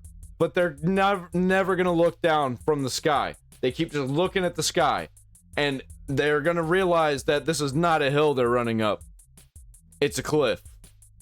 To get people to come even play great games. Like Indiana Jones was a top 3 for me last year. I loved that game. So when you assess these types of talking points in line with Xbox's revenue numbers that just dropped, it's a reframing of the information that's out there. We're not failing. We're actually seeing where gaming's going. We're not selling less copies. We're just doing what people are expecting. We're meeting them where they want to be. It's not about hardware and exclusivity anymore. So we're just going to create this boutique one that allows you to play the best games and the best possible experience here on this high-end device. But if you go over there to PC, our games will be there. If you go over to PlayStation, our games will also be there. Like, we're going to make our money no matter what. Just go and play and enjoy. And to me, where it all comes down to with this lack of sales... That would work. That'd be great. That sounds amazing, actually. It sounds like what we needed in the 360 days.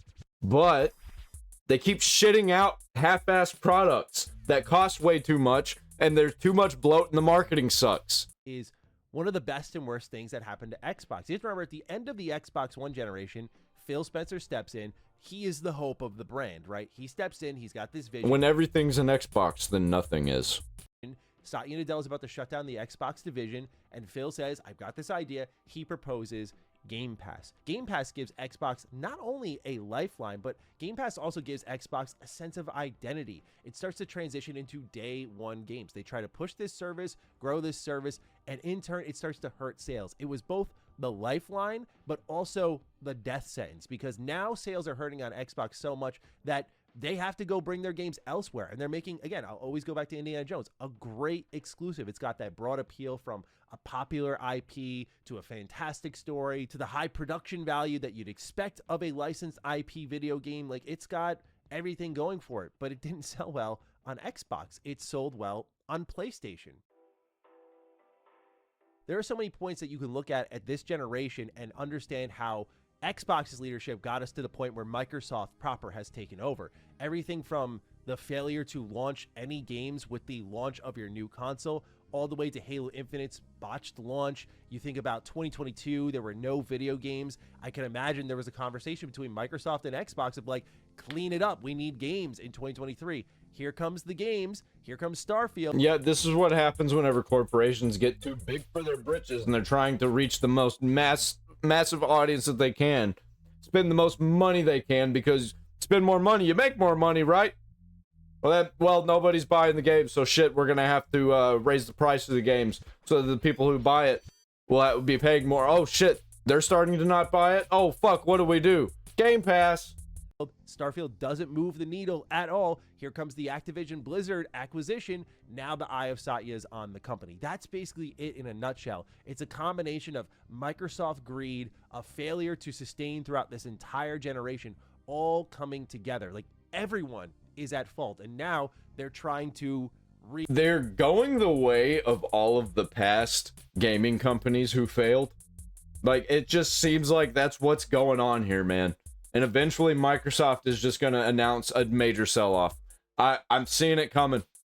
I am seeing it coming in the very near future. And it's going to come out of nowhere. Like the WB sell-off that just started happening. Like, holy shit. And CBS, literally just one night, it was announced that they were getting sold. Shape that into a victory, into a we're here before everyone. And like Xbox and Microsoft always do, when they see the future, aka Xbox TV, they go for it and they go hard for it. So yeah, these hardware numbers are really telling when you combine them with the kind of marketing speak that's happening at the same time. It's no coincidence to me that all of a sudden Sarah Bond, Matt Booty, Phil Spencer, Satya Nadella, Amy Hood are all talking as these numbers are jumping out. It's just not a coincidence. So see it for what it is, ladies and gentlemen. That's what I encourage you to do. But other than that, I'm looking forward to hearing your thoughts down below. Fire away. Other than that, please take excellent care of yourselves. I'll see you in the next one. Stay sexy, stay active. All right, man. Well, fucking, I don't know where this is going to go. I'm completely out on anything Microsoft. I'm a Linux user. Even on my PC, I use Linux. I don't have Microsoft on anything. I don't use any kind of Microsoft apps. I don't use any Microsoft services whatsoever. They can go fuck themselves. I don't play Xbox games, even on PC. I don't have Xbox games. I got Halo, but I've had that for a long time. Halo Infinite was the last time, man. That was the last straw for me, and then I was just completely out on everything Microsoft whatsoever. Like, fuck that shit. I'm not playing the new Halo, the remake of the first game. I can't wait to shit all over it, though. Microsoft, Nintendo, fuck them. I don't even like Sony either, but they're probably the best out of the three of them. Honestly, GOG is where I've been going nowadays.